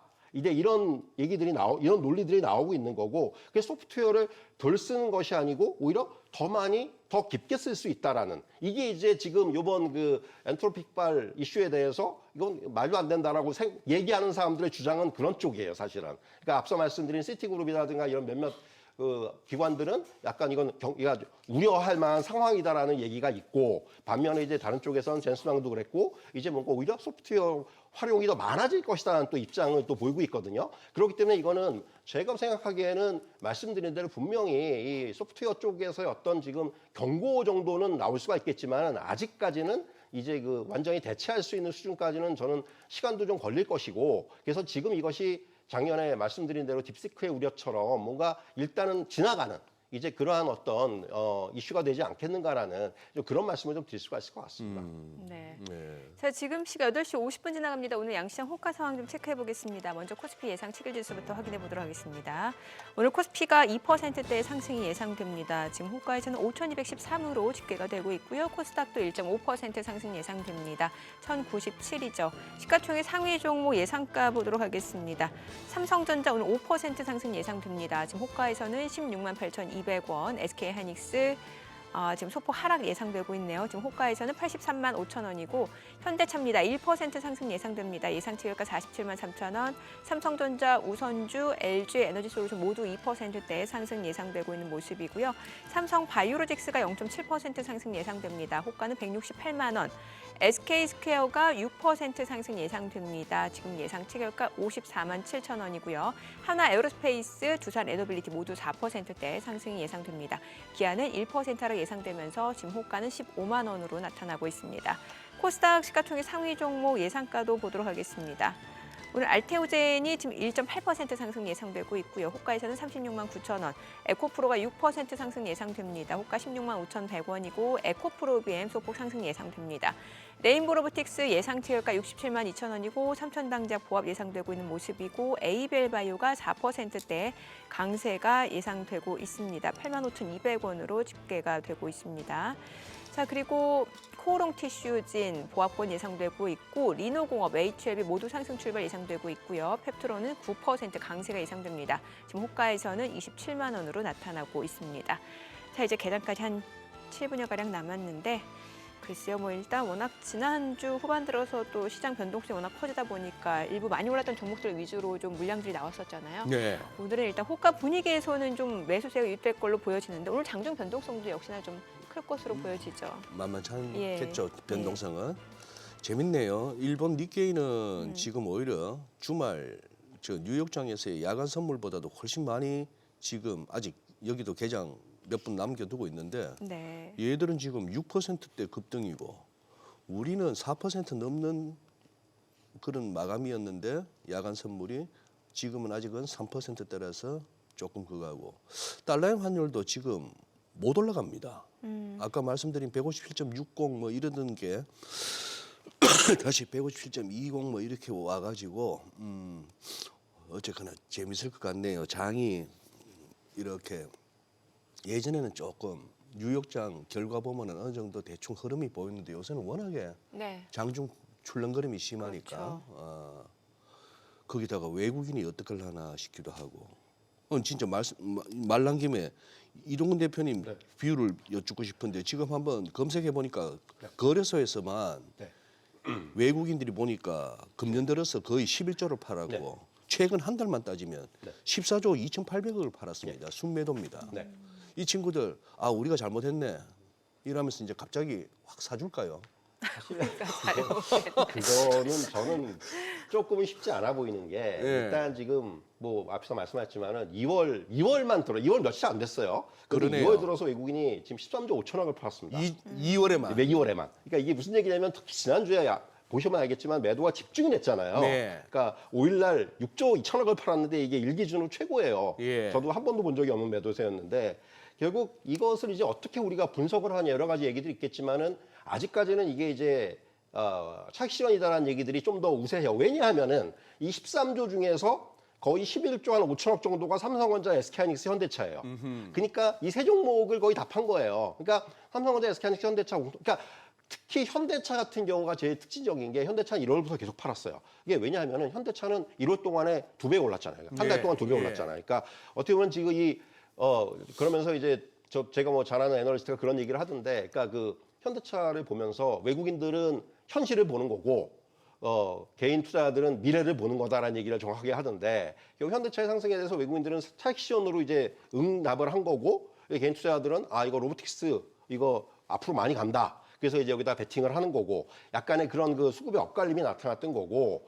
그러니까 현대차 사례도 나타나지만 결국은 이 개인 투자자들이 앞에서도 말씀했다시피 지금 고객 예탁금의 증가라든가 최근에 이제 ETF 쪽으로의 어떤 자금의 강력한 유입이라든가 이런 것들은 사실 지금 우리가 이전에 경험해보지 못했던 일들이에요. 그러니까 ETF로의 자금 유입, 더군다나 1월 달에 제가 가장 주목했던 부분들은 이 머니 무브라는 것들이 이제 조금씩 시장에서 확실하게 나타나고 있다. 그러니까 1월 달에 뭐 은행의 요구불 예금을 비롯해서 모든 형태의 예금들에서의 자금이 다 빠졌습니다. 모든 시중은행만 보면은. 그러니까 이것이 결국 어디로 갔느냐? 결국 지금 상황에서는 주식시장으로 온 거죠. 어떻게 보면은. 그렇기 때문에 이런 것들을 감안한다면은 지금 시장에서의 어떤 이런 유동성의 그 강도는 어느 때와도 비교할 수 없을 정도의 어떤 그런 지금 강력한 그런 힘을 갖추고 있다고 말씀드릴 수 있겠고, 그래서 지금 어떤 말씀드린 대로 외국인들의 이런 매도를 이제 우리가 이제 차익 실현으로 본다라면은 이제 이런 정도를 충분히 이 정도의 매도를 받아낼 수 있는 정도의 체력을 지금 시장에 갖고 있다라는 거고요. 바꿔 말씀드리면은 물론 이게 외국인들의 매도가 언제까지 뭐 이어질지는 모르겠습니다만은 저는 매도 클라이막스는 어느 정도 나온 것이 아닌가라는 생각이 들어요. 외국인의 매도가 단순히 차익 실현뿐만이 아니라 여기에는 이제 지난주에 나타났던 여러 가지 외부적인 변수들, 뭐 이제 비트코인부터 해가지고 뭐 금은 해가지고 전반적인 자산이 전부 다 급락을 했잖아요. 결국 여기에 이거에 따라 가지고 이제 어떻게 보면 이제 주식 비중을 좀, 그러니까 위험 자산의 비중을 줄이기 위한 어떤 그런 플레이가 상당 부분 또 나타났다고 말씀드릴 수 있겠고,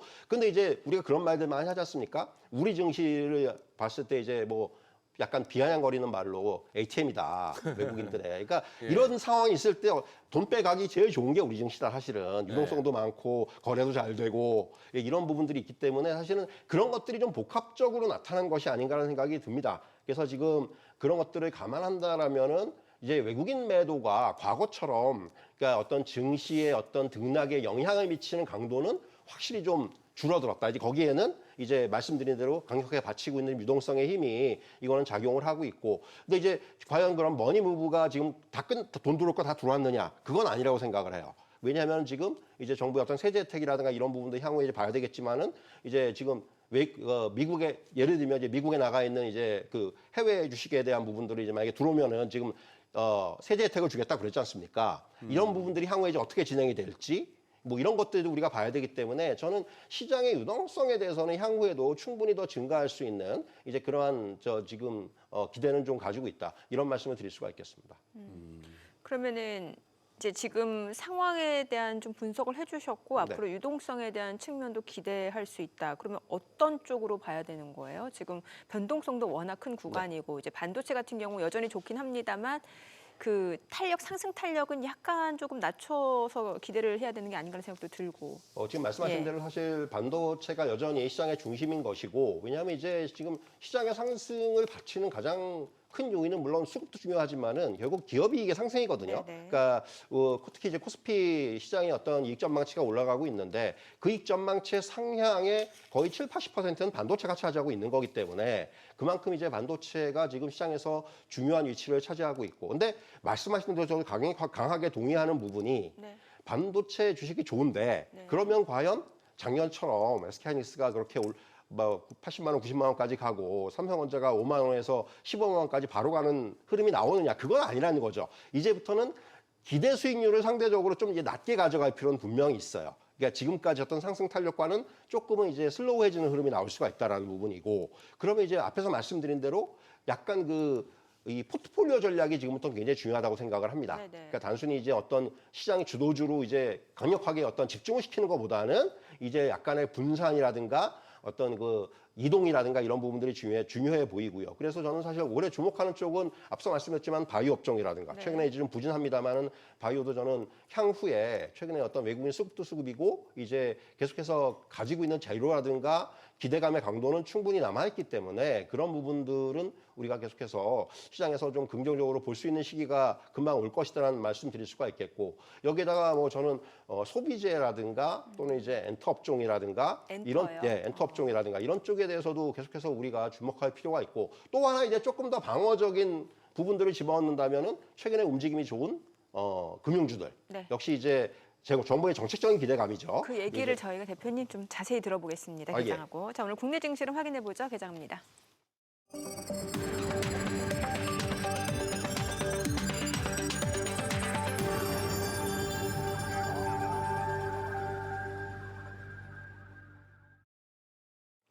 네, 2월 9일 월요일 국내 증시 개장했습니다. 지난주 후반에는 미국에서 주요 대형 빅테크 기업들의 대규모 투자 소식에 투자자들이 좀 의구심을 가지면서 매물을 내놓는 양상이었고 그러다가 이제 금요일 날 빠르게 좀 반등을 보여줬습니다. 오늘 국내 증시도 일단 그 영향을 좀 받아서 좀 양시장 상승 출발 예상이 됐던 부분이고 또 일본에서는 자민당의 압승을 거두면서 재정 부양 정책 이 부분이 또 국내 증시에 어떤 영향을 미칠지도 관심이 모아지고 있는 시점이 될 것 같은데 오늘 양시장 출발 지수 보도록 하겠습니다. 코스피입니다. 오늘 4% 상승합니다. 호가보다 분위기가 더 좋네요. 지금 5,299. 코스닥도 2.7% 올라갑니다. 1,110이고요. 시가총액 상위 종목 시초가 보겠습니다.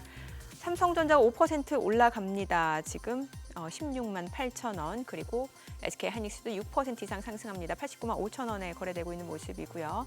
현대차도 2.78% 상승 흐름 보여주고 있습니다. 48만 1천 원이고 삼성전자 우선주도 4% 이상 올라가고요. LG에너지솔루션도 3% 상승합니다. 삼성 바이오로직스도 2% 상승합니다. 지금 171만 5천 원, SK스퀘어도 6% 강세 흐름 보여주고 있는 상황이고요. 자, 그리고 하나 에어로스페이스도 5% 올라갑니다. 124만 3천 원. 기아도 상승하고 두산 에너빌리티도 92,500원으로 3.9% 올라갑니다. 코스닥 시가총액 상위 종목 시초가도 보겠습니다. 에코프로비엠이 3% 상승합니다. 지금 16만 3천 원. 그리고 에코프로비엠 20만 4천 원, 에코프로가 16만 3천 원, 4.6% 올라가고 알테오젠이 37만 6,500원으로 4% 이상 올라갑니다.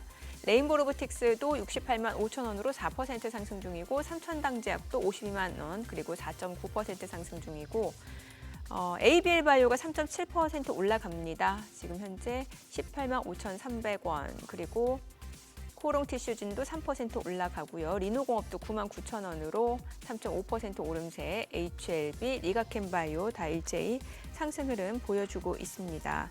자, 오늘 시장에서 특징을 보여주고 있는 섹터 종목들 체크를 해보도록 하겠습니다. 양시장 지금 상승 흐름 이어지고 있는 상황에서 뭐니 해도 반도체 쪽이에요. HBM 쪽부터 볼까요? 지금 DI가 10% 급등합니다. 3만 3천 원이고 레이저셀도 8% 올라갑니다. 2,725원 그리고 IMT, 미래반도체 다 6% 이상의 상승세고요. 한미반도체도 1.5% 올라갑니다. 이수페타시스도 4.9% 올라가고 PSK홀딩스 4% 상승, HPSP도 3% 이상 올라갑니다. K시텍, 유니테스트, 오픈엣지 테크놀로지, PSK홀딩스 다 동반 강세 흐름을 보여주고 있습니다. 그리고 또 오늘 반도체 온디바이스, AI, CXL 다 올라가요. 이게 반도체에서 파생된 종목들이죠. 제주반도체가 8% 강세입니다. 온디바이스 AI 쪽, 칩셋 미디어 6% 올라가고요. 심텍도 4% 상승합니다. 에이펙트 5% 7,260원, 퀄리타스 반도체도 4% 상승 흐름 보여주고 있습니다. LG 테크놀로지도 5% 이상 상승세입니다. 오늘은 다 반도체네요, 반도체. 수급 상황 체크해 보도록 하겠습니다. 자, 오늘 유가증권 시장에서는 외국인과 기관 순매수 보여줍니다. 지금 금융투자를 중심으로 기관 쪽에서 매수세 유입됩니다. 681억 원 순매수, 외국인은 11억 원 매수 우위, 이 가운데 개인은 944억 원 매도 우위입니다. 코스닥에서는 개인 투자자가 584억 원 순매수고요. 외국인과 기관은 각각 456억 원, 146억 원 매도 우위를 나타내고 있습니다. 오늘 외국인 선물에서는 삽니다. 1,800계약 넘게 순매수를 보여줍니다. 환율 체크하겠습니다. 달러 환율입니다. 오늘 4원 하락한 1,465원 50전에 개장이 됐습니다.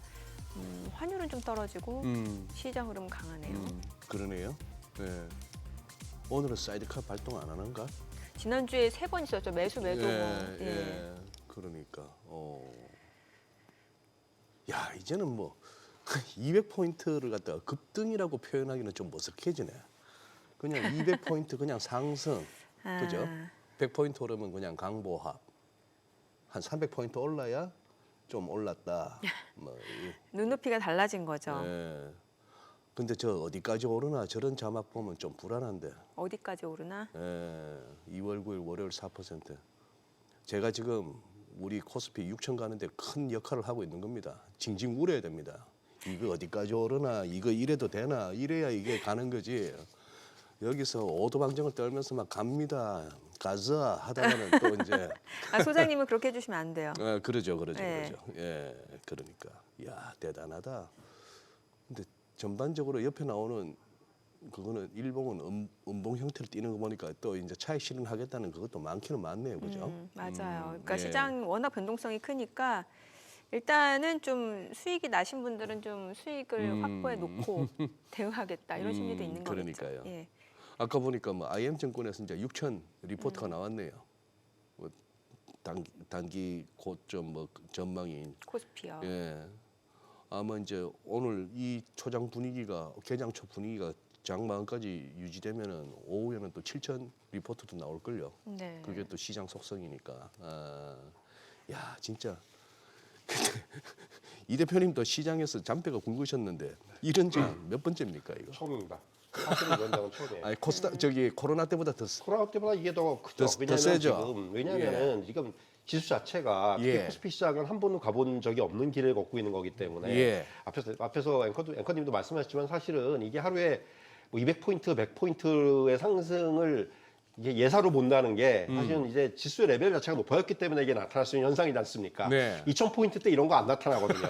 그러니까 지금 5000포인트가 예. 됐으니까 이런 게 나타나는 거기 때문에 사실은 저도 이 현장은 처음 볼 수밖에 없는 그런 장입니다. 그러니까 이럴 때 보니까 증권에서 오래 다닌 사람들이 보니까 신입들보다 수익률이 못 하더라고요, 통상. 그죠? 네, 맞습니다. 이게 경험이 이게 그렇죠. 이게 그 뭐 말씀하셨지만은 사실은 항상 몸을 사리죠. 이게 언제까지 오르나 항상 약간 이 막 오를 때 불안해지고 괜히. 예. 그래서 사실은 오히려 경험이 좀 덜하신 분들이 요새 수익률이 좋을 거예요, 정말로. 예. 새로 이제 들어오신 분들이라든가 이런 분들이 그러니까 주식시장이라는 건 의뢰 오르는 거라고 생각을 하시는 분들이 많기 때문에 그러니까 여러 가지 이제 여러 파도를 겪으신 분들은 굉장히 조심하십니다. 저 주변에 보더라도 결국 그렇기 때문에 결국 지금 앵커님 말씀하신 대로 저도 그렇게 동의를 해 거기에 대해서. 아니 앞서 금융주 얘기 주셨잖아요. 이제 금융주 좀 봐야 된다고 했는데 최근에 좀 많이 오르기도 많이 했어요. 올랐죠. 예. KB금융이 금요일날 신고가를 경신을 했고 네. 사실 은행 지주를 비롯해서 뭐 증권주도 그렇고 가장 기본적인 부분은 역시 정부의 어떤 정책입니다. 그러니까 3차 상법 개정안에 이제 뭐 자사주 소각이라든가 이런 것들이 들어가고 더군다나 이제 그런 얘기들을 많이 하죠. 이제 상대적으로 금융지주사들이 오히려 이제 우리가 얘기하는 대형 제조업체들보다 이 주주 환원 정책이 좀 더 적극적이다. 그러니까 근데 이제 그 이유가 뭐냐 과연 그렇다면은. 그러니까 금융주들은 우리가 얘기하는 이제 뭔가 그 의사결정이라든가 이런 부분에 있어서 어떤 뭐 오너라든가 이런 부분에 개입이 덜하지 않습니까? 예. 그러다 보니까 이제 상대적으로 어떤 정부의 정책이라든가 이런 거를 따라가는 데 있어서 좀 더 적극적이 될 수가 있는 것 같고요. 그래서 사실 뭐 이번에 KB금융도 그렇습니다만은 KB금융의 지금 총주주 환원율이 작년에 52%가 넘었거든요. 이런 것만 놓고 보더라도 결국은 이런 그 금융주들의 이런 그 적극적인 주주 관련된 대응이 주가를 끌어올리는 데 굉장히 중요하게 작용을 하고 있다 이렇게 말씀드릴 수가 있을 것 같고요. 결국 중요한 건 이제 금융주는 계속해서 이러한 어떤 그 실적 개선 역량 자체가 뛰어난 데다가 여기다가 이제 주주 환원 정책의 어떤 강화 기조가 이어지면서 주가의 우상향이 나타날 것으로 보이고 증권주 같은 경우는 지금 가장 메인은 시장이 좋다라는 거죠. 예. 그러니까 대표적인 우리가 얘기하는 시황 산업이고, 그러니까 주식시장이 좋으면은 거래대금의 증가, 뭐 거래량의 증가부터 해가지고 뭐 이제 또 유동성의 유입이라든가 이런 부분까지 우리가 기대해 볼 수 있는 부분이기 때문에 증권주들한테는 굉장히 좋은 환경이 제시가 될 수밖에 없고, 그래서 사실은 지금은 포트폴리오상에 이런 금융주들에 대해서는 어느 정도 비중을 좀 가져가야 되는 이제 그런 상황이라고 좀 저는 말씀드릴 수가 있을 것 같네요. 그리고 이 뉴스는 어떻게 받아들여야 될까요? 지난 금요일 날 네. 퇴직연금 뭐 20년 만에 대수술, 뭐 전 사업장 의무화한다, 기금령 도입한다. 네네네. 자 이게 이렇게 되면은 또 엄청난 군량미가 또 보급되는 건데 맞습니다. 불량미. 예. 그렇죠. 예. 예, 이렇게 되면 이게 지금 보시기에 네. 시간표가 어떻게 될 것 같습니까? 그러니까 저는 그러니까 시간표까지는 제가 네, 그 네. 예상할 수 있는 적은 네, 아니고, 근데 네. 그 생각이 들어요. 그러니까 이렇게 되면 대형사들한테 좀 더 베네핏이 더 크게 나타날 수밖에 없죠. 증권사가 되건 은행이 되건 간에 대형사들, 그러니까 예. 증권사들도 보통 이 퇴직연금이라든가 개인연금의 유입의 그 강도를 보면은 우리가 얘기하는 이제 대표적인 증권사들, 이게 삼성증권이 됐건 미래에셋이 됐건 이런 대형사들의 유입 강도가 훨씬 더 강해요. 이런 뭔가 이벤트가 생겼을 때, 이런 이슈가 생겼을 때, 그러면은 이들의 향후에 어떤 그런 운용의 폭이라든가 또는 이제 운용의 어떤 이런 부분이라든가 이런 것들이 늘어날 수밖에 없고, 또 그로 발생할 수 있는 이익이 더 커질 수밖에 없고, 그렇기 때문에 이런 쪽은 상대적으로 대형사들이 좀 더 유리한 구도가 저는 연출되는 것이 아닌가, 좀 이런 말씀을 좀 드릴 수가 있을 것 같습니다. 네. 근데 전반적으로 이 기사에 대해서 이렇게 댓글들을 한번 살펴보니까 우리 일반 시민들의 반응이 별로 그렇게 그렇게 좋지는 않아요. 예, 맞아요. 저도 별로 그렇게 좋은 얘기를 못 들었어요, 사실. 이 부분에 예, 대해서. 이건 진짜 그러니까 어떤 정책을 내놨는데 이 정도까지 그 시민들의 반응이 내 돈을 왜 나라에서 그쵸. 뭐 이런 거죠. 그래서 이제 이게 과연 확정될 때까지는 저는 상당한 좀 진통이 있지 않겠는가 생각이 들어요. 지금 앵커님께서 말씀하신 그런 부분들이 굉장히 사실 이게 포인트거든요. 그거를 이제 넘어가야지만 글쎄. 이게 될 수가 있는 거기 네, 때문에. 네. 알겠습니다. 알겠습니다. 오늘 네. 내용 여기까지 듣겠습니다. 잘 들었습니다. 네, 감사합니다. 감사합니다.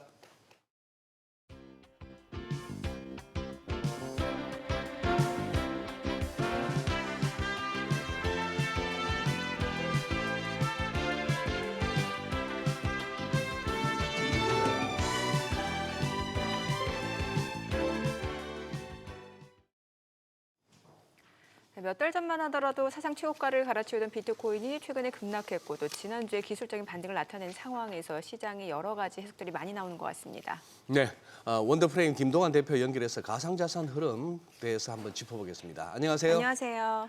네, 안녕하세요. 네, 김 대표님, 전화 연결이나마 이렇게 좀 해야 되는 게 지난주 비트코인 가격도 출렁거렸습니다만 또 빗썸에서 또 오지급 사태가 벌어져서 난리가 나버렸는데요. 왜 가상하는지 알겠습니다. 자, 일단 이번에 이 비트코인 쪽에 이 가상화폐 급락의 배경은 무엇이라고 보시는지요? 일단 기본적으로 비트코인이 지난해 10월 10일에 파생상품 시장에 큰 청산이 한번 있었던 이후에 약세 분위기가 계속 좀 펼쳐지고 있는 상황입니다. 최근 1, 2주 사이에 미국 주식시장 4분기 실적 발표가 집중됐었는데요. 마이크로소프트, 구글, 아마존 등 AI 추진하는 빅테크 기업들이 일부 섹터에서 실적 불안감을 보이면서 나스닥 100이 한때 1월 28일부터 2월 5일까지 한 8% 정도 조정을 받았고요. 비트코인은 원래도 약세였는데 위험자산 대표격인 미국 기술주 시장이 조정받으면서 같은 기간에 한 33% 정도 하락을 하게 됩니다. 이 와중에 이제 6만 달러 붕괴선 직전까지 가격이 내몰렸던 것이고요. 다행히 2월 6일 날 좀 큰 반등이 나오면서 나스닥도 최종 5% 정도로 기간 조정 폭을 좀 줄인 상황이고 비트코인 역시 지금 이제 7만 달러로 가격을 회복한 상태입니다. 이것이 이제 이번 하락의 배경이라고 할 수 있고요. 단기 하락의 직접적인 계기가 된 요소로는 여러 가지 가설들이 지목되고 있는데 최근에 이제 미국 경제지 포춘에서 미국 비트코인 현물 ETF 연쇄 청산서를 좀 비중 있게 소개했습니다. 홍콩의 일부 헤지펀드들이 블랙록의 비트코인 현물 ETF인 IBIT의 콜옵션을 집중 매수한 상태에서 이 콜옵션의 임계점까지 가격이 떨어지는 바람에 연쇄 청산이 일어났고 막대한 양의 IBIT 주식이 시장에 쏟아지면서 비트코인 가격을 떨어뜨린 게 아니겠느냐 하는 게 이제 가설의 내용이고요. 그리고 아까 말씀하셨다시피 이제 하락 기간 동안에 국내 가상자산 거래소 빗썸에서 고객들한테 거래 가능한 비트코인을 62만 개 가량 잘못 지급하면서 논란이 발생하기도 했는데요. 사실 이 이슈 때문에 글로벌 비트코인 가격이 특별히 영향을 받거나 하진 않았습니다. 주말 사이에 빗썸이 또 이제 오지급된 물량을 대부분 회수하고 손해배상 처리를 했다라고 밝힌 상태입니다. 네. 자, 비트코인 지난주 한 6만 달러, 6만 5천 달러 선에서는 이제 조금 저점이다라는 많은 전문가들의 좀 시각이 있었던 것 같은데 지금 보니까 이제 7만 달러까지 좀 회복이 됐고 7만 달러 돌파를 한 상황입니다. 이제 앞으로가 중요할 것 같은데 최근에 보니까 2월, 3월 강세장 얘기 많이 나옵니다. 어떻게 보시나요? 암호화폐 데이터 사이트 코인마켓캡이라는 곳이 있는데요. 여기서 이제 리서치 총괄이 최근에 1분기 시장 반등, 2, 3월에는 거시지표 근거로 다시 강세장이 펼쳐질 거다라는 발언을 했고, 이 얘기를 바이낸스 거래소에서 큐레이션을 해서 전달하면서 좀 이제 이 2, 3월 강세장 얘기가 언급이 됐습니다. 바이낸스 같은 경우는 지금 글로벌 1위 암호화폐 거래소이고, 이렇게 시장 분위기가 안 좋을 때 이 시장 분위기를 좀 띄우는 역할을 하는 경향이 있습니다. 이번 하락 과정에서도 공개적으로 한 2,600개 정도 비트코인을 매수했다라고 밝히기도 했었는데요. 다만 2, 3월 강세장이 실제로 펼쳐지는지 여부에 대해서는 아직 근거가 좀 부족한 상황이기 때문에 좀 더 시장을 두고 봐야 할 것 같고요. 만약에 아까 소개한 가설대로 이번 하락이 홍콩 헤지펀드의 어떤 콜옵션 물량 청산 때문에 발생한 것이라면 그것은 이제 특수한 요인에 따른 일시적인 급락으로 해석할 수가 있고, 미국 주식시장 회복과 함께 비트코인 가격이 원래 자리를 회복할 가능성이 높아 보이기는 합니다. 다만 지난해 10월 이후 경향적으로 이어졌던 약세 분위기가 지금 반전되는 뚜렷한 계기는 관측되고 있지 않다는 점을 좀 조심할 필요가 있을 것 같습니다. 네, 알겠습니다. 오늘 내용 잘 들었습니다. 고맙습니다.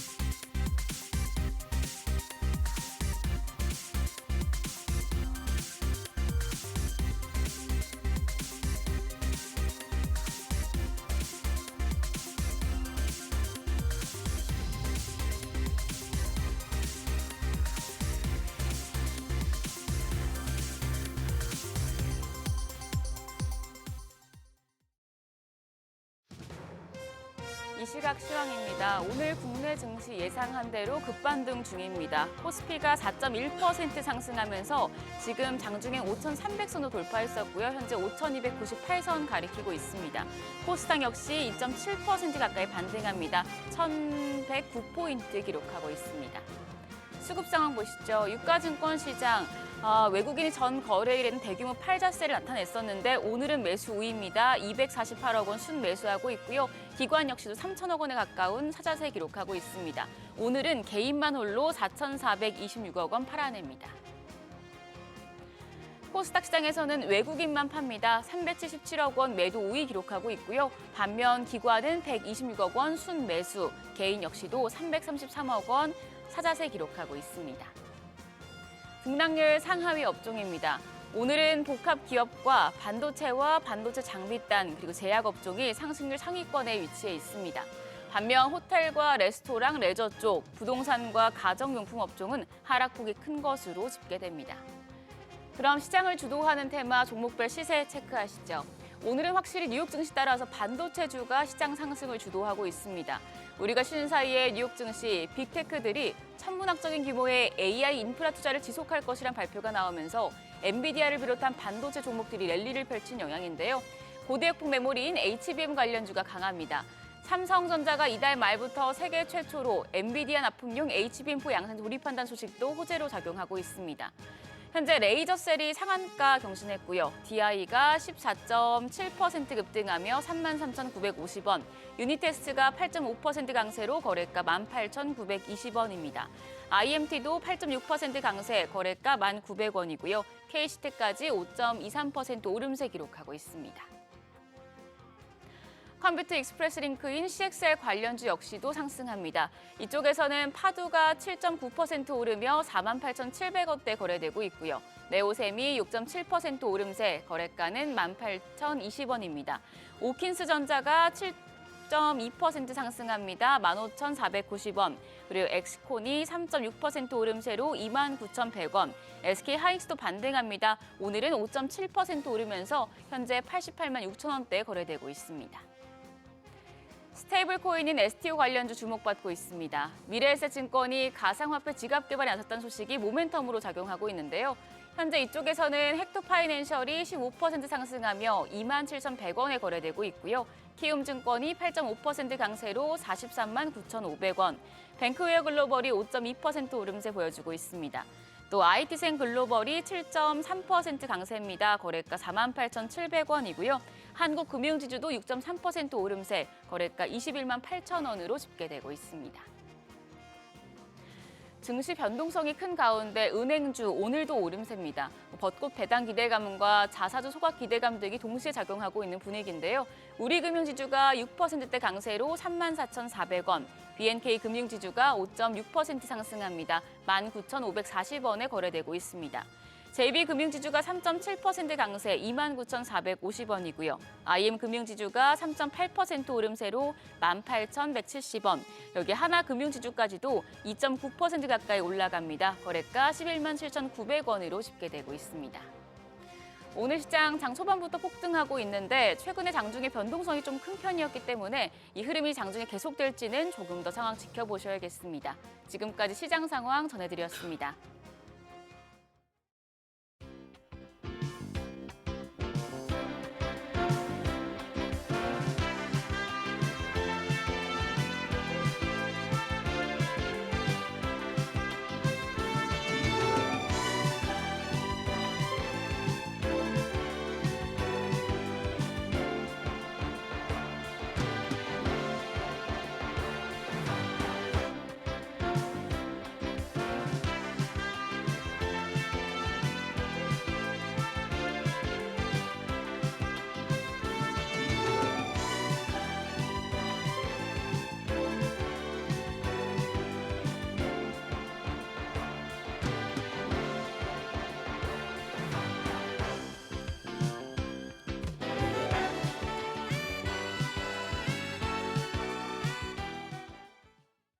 오늘 국내 증시 개장 상황 또 주목해볼 산업 리포트까지 알아보겠습니다. 네, 그로스 리서치 한영희 수석연구원 나와 계십니다. 어서 오세요. 안녕하십니까.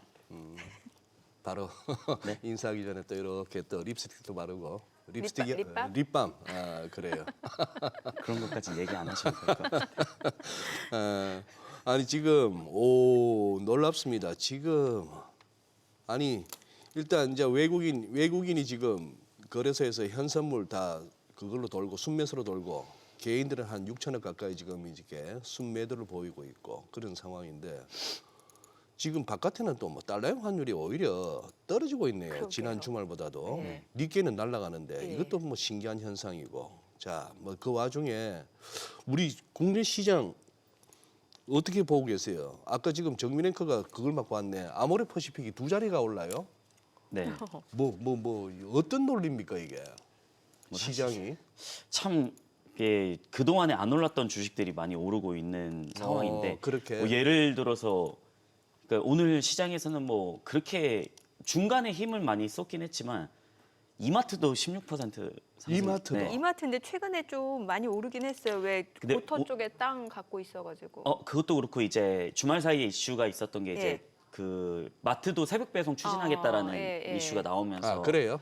네, 이제 뭐 쿠팡만 새벽 배송을 하는 게 아니고 마트들도 새벽 배송을 하겠다. 그다음에 주말에 우리 격주로 쉬는 거 있잖아요. 네네네. 그것도 이제 폐지를 하겠다라는 얘기들이 나오면서 이제 그래요? 이마트는 사실 되게 안 오른 주식 중 하나였거든요. 예. 그래서 아무래도 그런 부분 중에 좀 수급적인 효과이지 않을까 이렇게 좀 생각을 하고 있고요. 그래서 화장품 관련 주들 중에서는 이제 LG생활건강, 네. LG생활건강도 아모레퍼시픽이랑 조금 비슷한 모습들을 보이긴 했었죠. 근데 LG생거는 그렇게 부각을 많이 받지는 못하고 있는 것 같고 왜냐면은 여기가 또 사업이 많이 안 좋은 것들이 많았었거든요. 지금 그래서 실제로 얘를 뭐 큰 비중을 차지하지는 않지만 이제 코카콜라도 한국 쪽에는 LG생건이 갖고 있기는 하거든요. 네. 근데 최근에 이제 펩시라임이 많이 팔리면서 이제 코카콜라는 조금 줄어든 모습들 보여지고 있고 아니 제로는 펩시가 맛있다면서요. 네, 저도 펩시는 먹기는 하는데 네.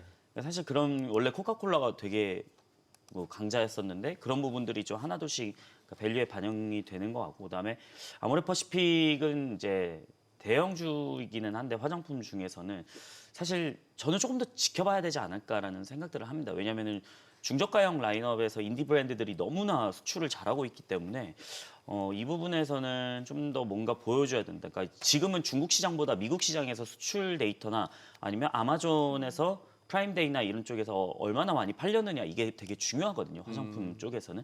그래서 그 이번에 그 APR이 실적 네. 발표하고 나서도 역대급 실적 또 발표를 했었잖아요. 네. 그래서 주가가 한 단계 더 레벨업되는 모습들을 보여주고는 있는데 사실 화장품도 보자면 아직까지는 중소형주가 좀 더 강력하지 않을까 이렇게 생각은 하고 있습니다.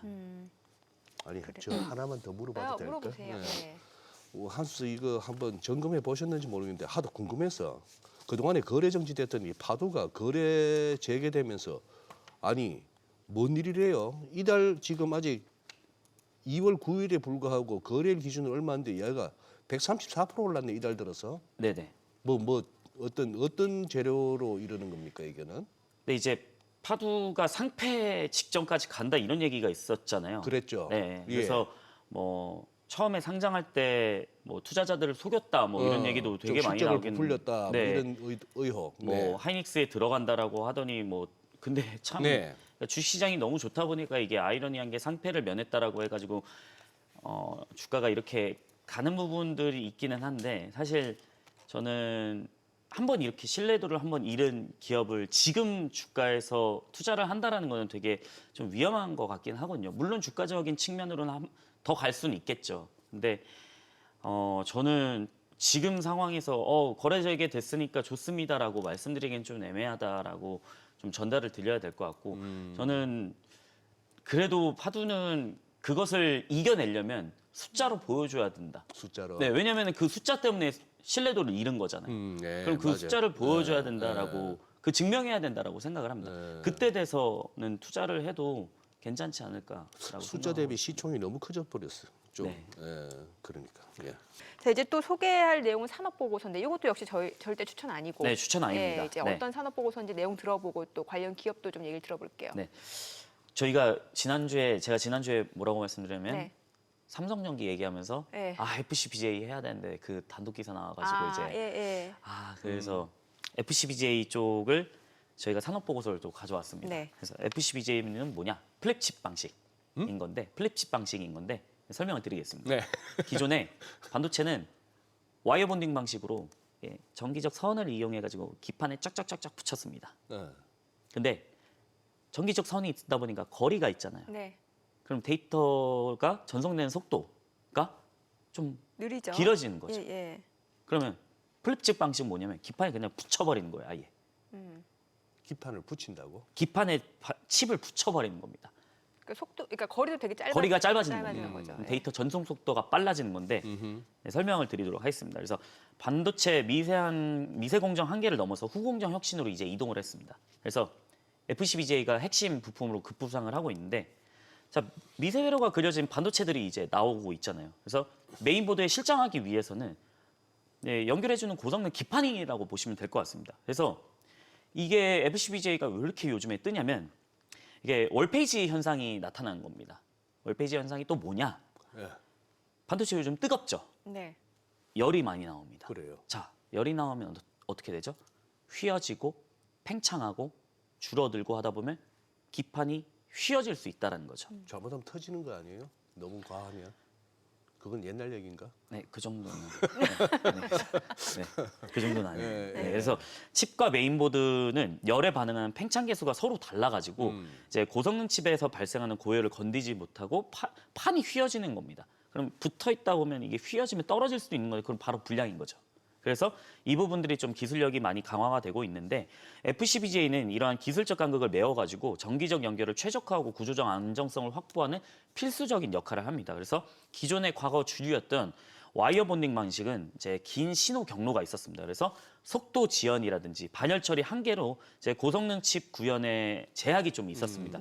그래서 이를 극복하기 위해서 도입된 게 뭐냐면 플립칩 방식입니다. 그래서 기판을 뒤집어 가지고 직접 맞닿게 하는 겁니다. 이게 그러면은 전속 속도를 극대화하고 효율적인 열 배출을 가능하게 하는 거죠. 그래서 FCBJ는 이제 PC와 서버를 넘어서 가지고 AI 산업 핵심인 GPU랑 HBM에 직접 맞닿게 하는 대체 불가능한 부품이 되어버렸다. 이렇게 말씀을 좀 드려야 되는 것 같고요. 근데 점차 대형화되고 있습니다. 이게. 네. 근데 대형화되기 때문에 지금 예전에 H100, H200, 그다음에 지금 블랙웰, 그다음에 루빈 이렇게 넘어갈수록 엔비디아 젠슨 황이 자꾸 가져오는 그 기판이 계속 넓어져요. 넓어져요? 네, 넓어지고 있습니다. 그래서 그 저도 지금 그 저희 회사에 RTX 5090짜리 엔비디아 GPU 두 대 있거든요. 그러니까 RTX도 계속 커지고 있어요, 이게. 두꺼워지고 무거워지고 그러다 보니까 이 기판에 대한 제조 기술력이 이제 시장 주도권이 될 수밖에 없다라고 생각을 하고 있는데 이 FCBGA는 주로 고성능을 요구를 하고 전력 소모에 따른 발열이 되게 심합니다. 그래서 칩의 물리적인 크기가 큰 시스템 반도체 영역에서 중심으로 채택이 되고 있는데 기존 주류가 어디였냐? 23년 기준으로 봤을 땐 PC 쪽이었어요. 근데 이게 점유율이 40% 기록을 했는데 시간이 지나면서 AI랑 서버 쪽에 합산 비중이 보자면 45%까지 늘어났습니다. 그럼 지금 주류는 뭐냐? AI랑 서버 중심인 거죠. 그래서 FCBGA만이 독보적으로 성장하는 사이클을 보여주고 있고 실제로 일본의 업계 1티어 업체가 어디냐? 일본의 이비덴이거든요. 네. 이비덴 같은 경우에는 일반 소비재 비중, PC 쪽 줄이자. 야, AI 너무 지금 수요 폭발하니까 이쪽으로 집중하자라고 하는 거거든요. 그래서 이비덴이 얼마 전에 또 발표를 한 게 뭐냐면 지난주 화요일 날 발표를 했습니다. AI 서버 HPC용 FCBGA 증설 공시를 했습니다. 그래서 이 캐펙스 투자 계획을 확정을 했고요. 26년부터 28년 총 3년 동안 5천억 엔을 투자를 합니다. 하나로 보면은 4조 6천억 정도 되는 거죠. 그래서 1차로 플랜트 C 쪽에 셀 C 쪽에 중심으로 추가 투자를 집행을 하고요. 그렇기 때문에 이비덴 같은 경우는 지금 FCBGA 쪽에서 AI, HPC 쪽에 집중을 하고 있다라고 보시면 될 것 같고요. 그다음에 24년부터 AI 서버용 기판 수요가 전체 성장을 견인을 했습니다. 그래서 27년까지 수요 지수 대비로 보자면 22년도 대비해가지고 1.7배가 늘어납니다. 네. 그래서 AI 서버 부분에서 250% 이상 공격적인 투자를 집행할 가능성이 높다라고 생각을 하고 있고요. 근데 이 FCBGA 시장이 점점 공급자 위주로 변할 가능성이 좀 높습니다. 네, 왜 그러냐면 기판의 대면적화 때문에 그런데 우리 지금 여기 있는 노트북 같은 경우에는 기판이 많이 변하진 않아요. 왜냐하면 노트북은 비슷하니까 이거는. 근데 서버는 점점 1년치 24년에 있었던 그 연초에 열리는 그 CES에 젠슨 황이 들고 나왔던 기판 그 칩하고 지금 칩을 보세요. 지금 방패로 쓰려고 하잖아요. 젠슨 황이 막 이렇게 방패로 막 이렇게 하잖아요. 그만큼 커지고 있다는 거죠.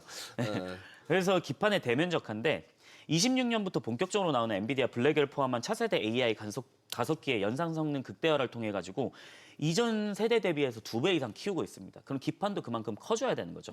근데 기판 면적이 넓어지면 이 규격 생산이 되게 어려워집니다. 지금 생산하는 것보다. 근데 기술 표준상 이게 기판이 0.1mm의 미세한 휘어짐이 있더라도 이거 다 불량입니다.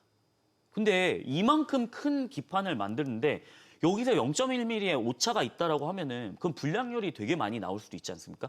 그래서 그걸 잡는 게 핵심이거든요. 그래서 면적 확대에 따른 수율 저하는 단순 설비 증설로만은 해결할 수 없는 문제입니다. 기술력을 요구하는 거죠.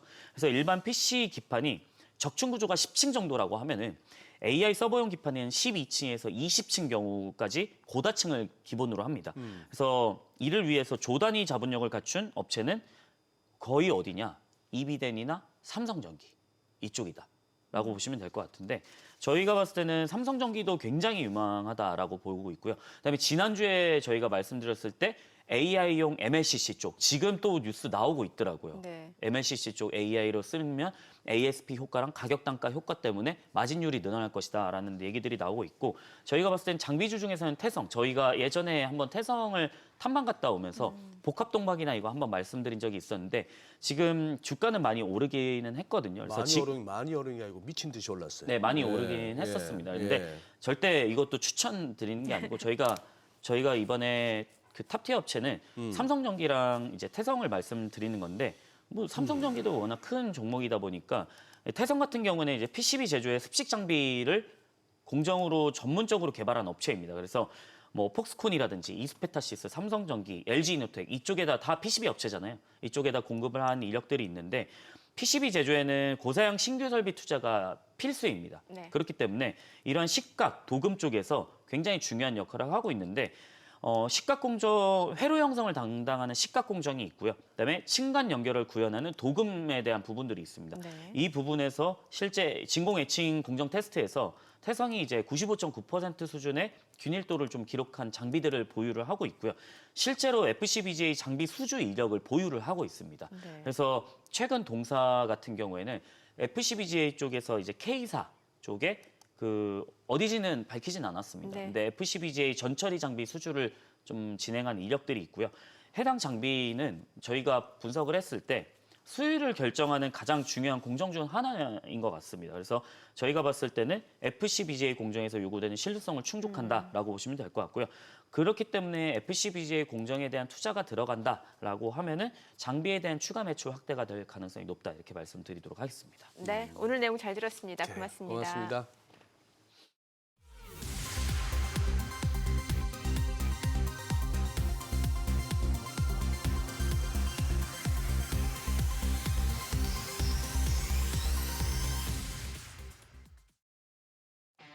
확실히 시장 순환매가 좀 빠릅니다. 뭐 여전히 반도체 좋긴 합니다만 그밖에 건설, 원전 움직임도 또 좋고 화장품도 좋고요.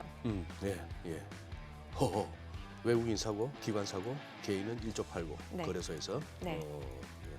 다이나믹합니다. 그러게요. 스펙타클합니다. 네, 예. 저희 방송 중에 전해드린 내용과 관련해서 모든 투자 판단의 책임은 투자자분들께 있다는 점 알려드립니다. 네, 세상의 모든 돈 되는 정보 머리쇼. 오늘은 여기서 인사드리겠습니다. 여러분의 모든 경제 SBS 비즈가 함께하겠습니다. 저희는 내일 오전 8시에 찾아뵙겠습니다. 고맙습니다.